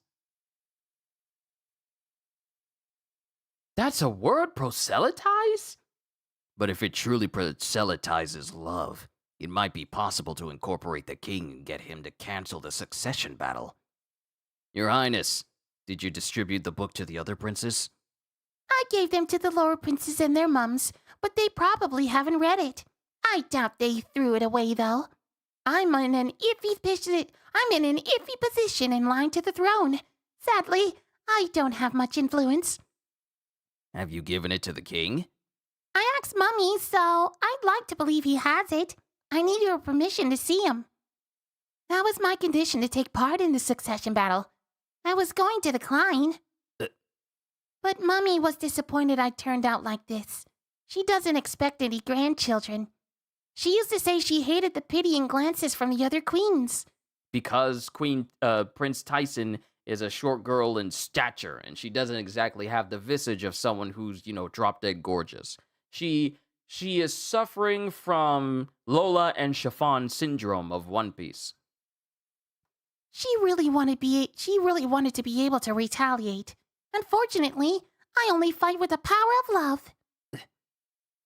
Your Highness, please convince your mother so you can personally ask the king at the next banquet to read the book. It could hold the key to changing this ship's fate. Oh dear, it makes me happy to hear you say that. All right, I'll ask Mummy. Then we get back to room 1010, which is the room of Melody and Concho. Regulations can wait until I gather personal effects. Why can't I see Fugetsu? Oh wait, Regulations can wait until I gather her personal effects. Why can't I see Fugetsu? I'm her mother and the queen. I'm worried about her. Let me see her. Until then, cordoning off the room is unacceptable. I'd rather let others think Kacho's alive as long as possible. oh, because she knows about the Nen Beast's ability of her own daughter. She knows that the Kacho we're seeing is not the real Kacho, but the Nen Beast taking her place after Kacho died right as she left the ship with Fugetsu. Fugetsu was the only one to survive that, though. That's terrifying. I'd rather let others think Kacho's alive as long as possible. The nerve! I'll talk to Fugetsu myself when the time is right. Yes, you must go through me. It hurts to have Kacho drop out so early on. I hated her know-it-all attitude, but she was an important shield for her sister. I can get Fugetsu to do what I want, but she's too weak on her own. It's safest for her to be protected at the Justice Bureau for as long as possible. I think I was resurrected as a guardian spirit to protect Getty. But this may be my spirit beast's ability. But if Getty can see me... Oh, wait. Oh, right. This is Kacho speaking. I think I was resurrected as a guardian spirit to protect Getty. Fugetsu. This may be my spirit beast's ability, but if Getty can see me, that means I'm out of the succession battle. If I'm using Getty's aura as fuel, it's a heavy burden on her. Justice Department interrogation rooms. I'm partly to blame for her collapse. If she finds out the truth, would it decrease the burden on her Nen? And then Melody, remember, Melody took part in trying to get Fugetsu and Kacho out of the ship with the hopes that they can both be free. And now, the real Kacho is dead because the plan fell through. And Melody assured Kacho that everything would be fine. What have I done? It's all my fault. Melody, get over it for now. Beat yourself up when you're alone. This was what I wanted. I don't regret a thing, and this makes things simpler. We make Fugetsu the king. If we can't escape, we must fight. Everyone thinks I'm dead and gone. Later, I'll suddenly turn up alive. We'll take advantage of both these situations. Just don't tell Getty that I died. In that case, you should warn her in advance that people have the mistaken impression that you died. Since you in fact exist, she'll accept that explanation. Ghosts and Nen. My brain can't keep up with this. Between the army's report and Melody's demeanor, I somehow believe it, but... As if you're annoyingly calm. As Kacho said, we can't have you in this unstable mental state. Now, here's the thing. Remember, Melody can tell a person's personality and mental state based off of their heartbeat. Despite being told about the existence of Nen and seeing people who appear to be ghosts, he's incredibly calm, like nothing has bothered him. He literally has that Stan Eggert calmness. A girl less than half your age is waiting for you. Don't disappoint us. Decide right now if you're going to help us, old maid. And Melody, for the very first time, gets visible. I've never seen Melody have an angry look on her face. But she gets mad at the old maid comment, like Freeren would. Fine, I'll do it. Good. First, Melody, we have visitation requests from 5 princes. The 3rd and 4th princes invited you to their quarters. They are personal requests to talk to you and hear you play. The 1st, 5th, and 7th princes are more explicit. They want to issue pardons and request an encore. What pardon? Keep his death a secret. I know. Now that the princes have remember, the one dude that helped them get out, basically, well, shot himself. Now that the princes have a better understanding of Nen, they know that Melody was involved in the escape attempt. If they find you guilty as an accomplice, you could be sentenced to death. If you don't want to be charged, they ask that you play. They want your indirect help in the assassinations? So what? There'll be fewer princes. I don't know. There are still many higher-ranking princes, so there are a lot of unknowns, and they're restraining themselves. If we don't get a general grasp of who's going after whom, we might end up shooting ourselves in the foot. My ability is meant for healing. Blacking out is a side effect. Would they give up once they learn you can block it just by covering your ears? It all comes down to bargaining. I think we'll end up putting your true encore up for auction among the higher-ranking princes. Playing an assassination come as a set. No! If you prioritize Prince Fugetsu. But the most effective would be to deceive them all and get rid of the higher-ranking princes ourselves. Ideally, we would pour slow-acting poison into the mouths of the princes while they're blacked out. If you're on board with the plan, I can prepare everything you need. If we fail, it would mean your death. Why would you do this for us? Odd. I thought I explained it already. Melody, I'm in love with you. Huh?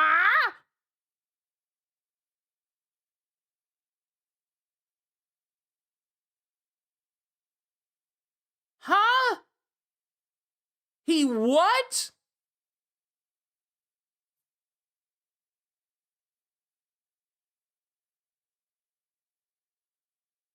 What? And they're just looking at him, and Kaja's all like, oh my goodness. And then dude just has a calm demeanor. I haven't been able to sleep at night. I keep thinking back to your performance, and I enjoy that. I've never felt such throbbing of my heart. I don't know what to do about it myself. What the? With a heart rhythm as precise as an atomic clock? Yeah, right! People assume I'm a workaholic, but I think my desire for love is more intense than anyone else. Is this a trap? But he brought up the assassination himself. He must have been sent by a prince. It's only natural for me to prioritize the one I love. What I don't get is that he could easily get rid of us inside the Justice Bureau. Why would he be so roundabout? He's definitely a manipulator, pretending to not know Nen. All right, we're in. He's manipulating himself as a non-Nen user, trying to use us for a hidden purpose. All right, I'll get the supplies. You use the visitations and make it so that as many princes as possible attend the next banquet. Simultaneously, Hold on.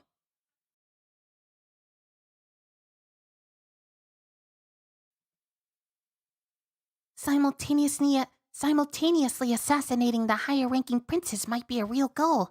So the one behind this is a prince who didn't apply for visitation. I'll do my part. We need Getty's help.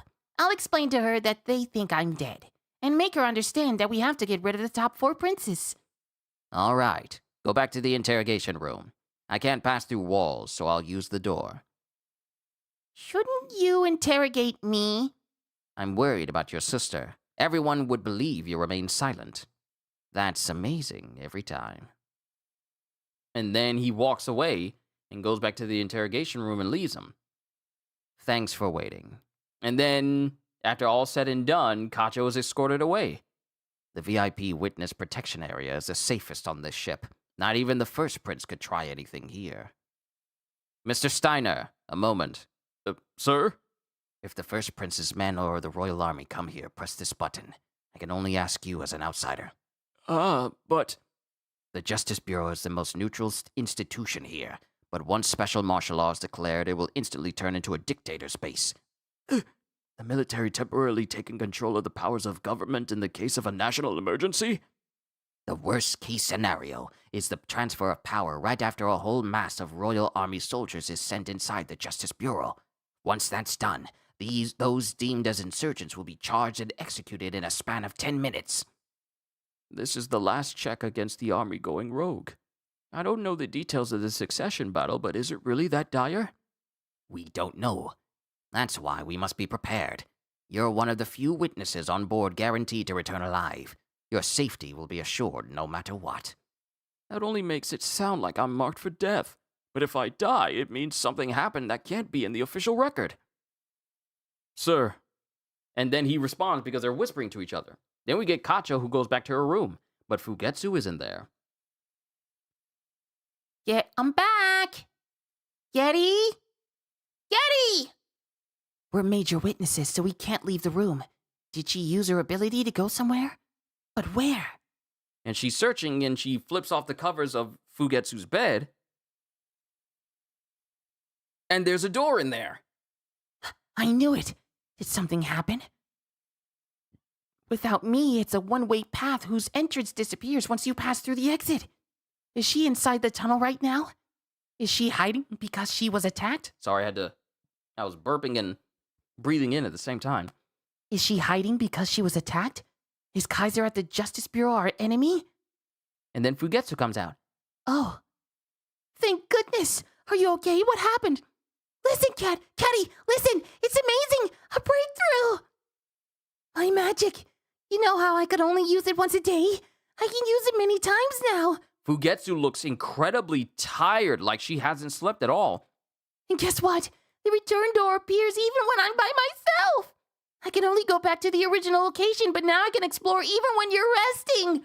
Because the ability that belonged to Kacho transferred over to Fugetsu.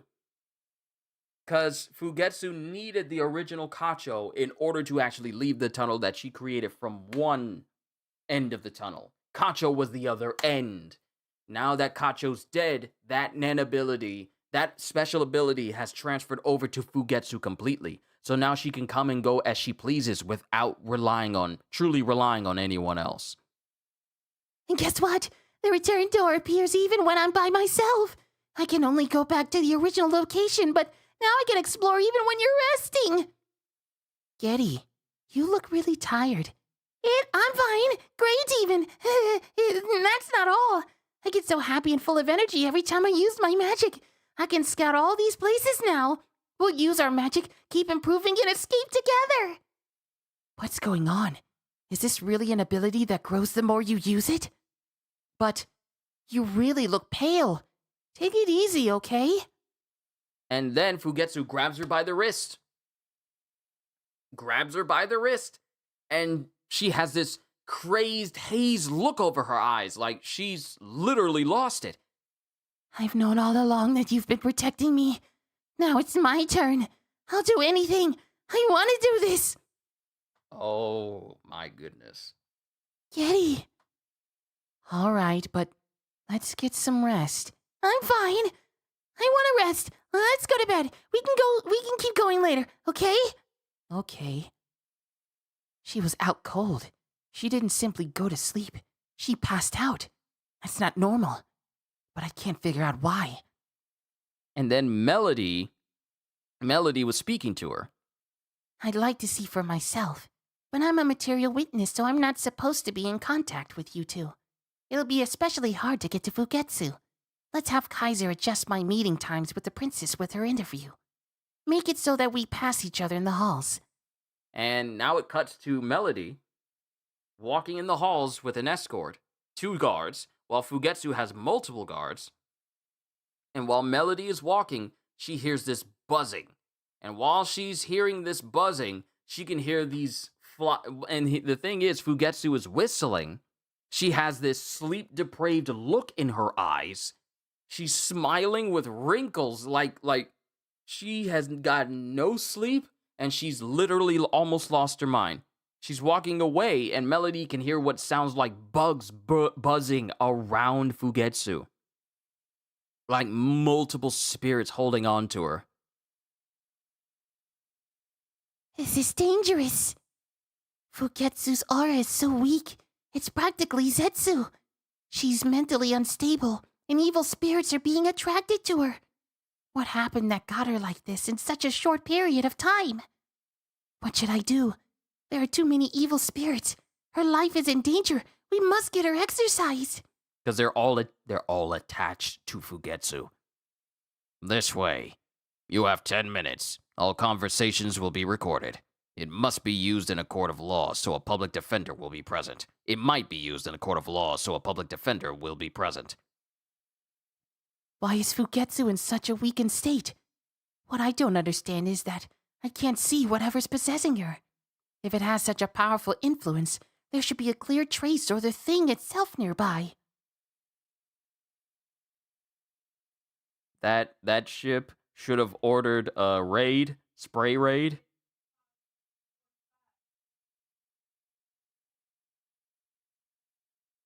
Why is Fugetsu in such a weakened state? What I don't understand is that I can't see whatever's possessing her. If it has such a powerful influence, there should be a clear trace of the thing itself nearby. Based on the timing, she's a hostage, and I'm here to negotiate someone who will insulate it in these meetings. Insinuate it in these meetings. And Melody's walking into a room with someone watching her, a guard as well, and it's Prince Zhonglei. The third prince! I didn't think you'd be here personally. I wanted to show my respect. Your performance at the banquet was most impressive. I have 2 requests. I'd like to hear it again, and I'd like you to take this as proof of my respect. And I don't know what the gift is. Will you accept this gift from the visitor? Yes, of course. It's something I made. And it's a coin from his Nen beast. Coin? And then we have another person show up. I am Vanteen, representative for the 4th Prince. I know a negotiation here in public has no meaning. I would just like to confirm some things. A negotiation? His Highness would like to invite you to his quarters. Would you accept? I'm honored, but I'm not at liberty to decide that on my own. Because you were hired to guard Prince Kacho? I can't comment about my contract. I'll ask a different question then. Are you unwilling to play again? Personally, if I'm asked, I would be happy to play anywhere under the right circumstances. That is good to hear. His Highness will be pleased. I think negotiating here is possible. What do you mean? That's for after you're released.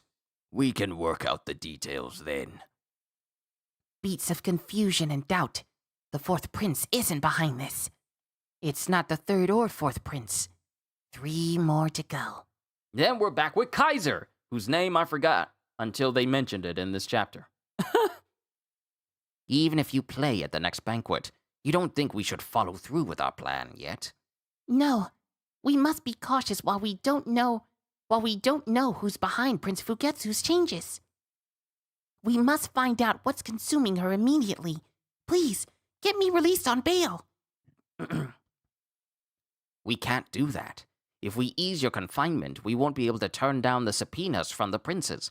Even now, the 1st Prince's men are waiting for you to emerge from our offices.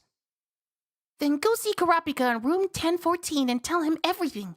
He's the only one I can rely on. Everything? There's no time to waste. Please, hurry! None of their heartbeats reacted to the word negotiation. The mastermind is someone else entirely. Or maybe he's waiting for an opportunity.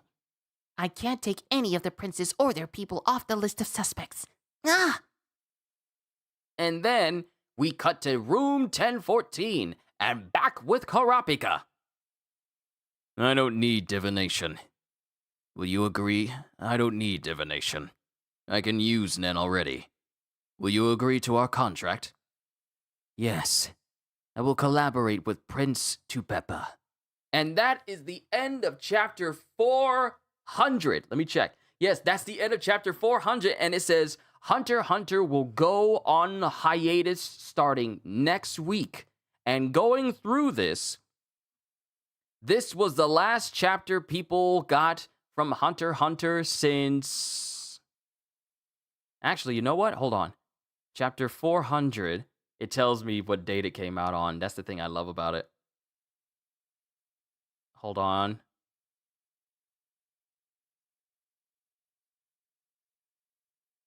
No, I gotta go back. Hold on. I gotta go back to 399. Because it has the date right there. Yeah. So the last chapter we had from Hunter x Hunter before we go into the final 10, this was the hiatus before it went on break for almost 2 years. So, with all of that being said, we are now at the final 10 chapters of Hunter x Hunter, and then we can say we've caught up. If you've never read Hunter x Hunter or even heard Hunter x Hunter spoken in this manner, you will have been able to experience the entire story in its current state all the way through. Ladies and gentlemen, this is my end of reacting to Hunter x Hunter. It's actually going to be next Friday because I got so many things happening on that Thursday. I got a One Piece Reflections. I got the beginning after the end chapter to do. That's also the same day as the next major update for Wuthering Waves. So me being able to do Hunter x Hunter on that day would just not be feasible, which means that my last Hunter x Hunter reading will be the first day of May, actually. It'll be the very first day of May, since the 30th is the last day of April. So the first day of May will actually be when I continue, when I cap off my reading of Hunter x Hunter. So to CDs, to Ogata, to Sonic, and everyone who tuned in here today, this has been the penultimate reading of Hunter x Hunter. The next one will be next week, and then I can say we're done. So to everyone, hope you all enjoyed. Can't wait to see you all in my next video. Like, comment, and subscribe if you haven't already. Even consider supporting me on Patreon or membership because I am always looking forward to entertaining you. And because I know you'll be coming back anyway. Have a fantastic day, and once again, as always,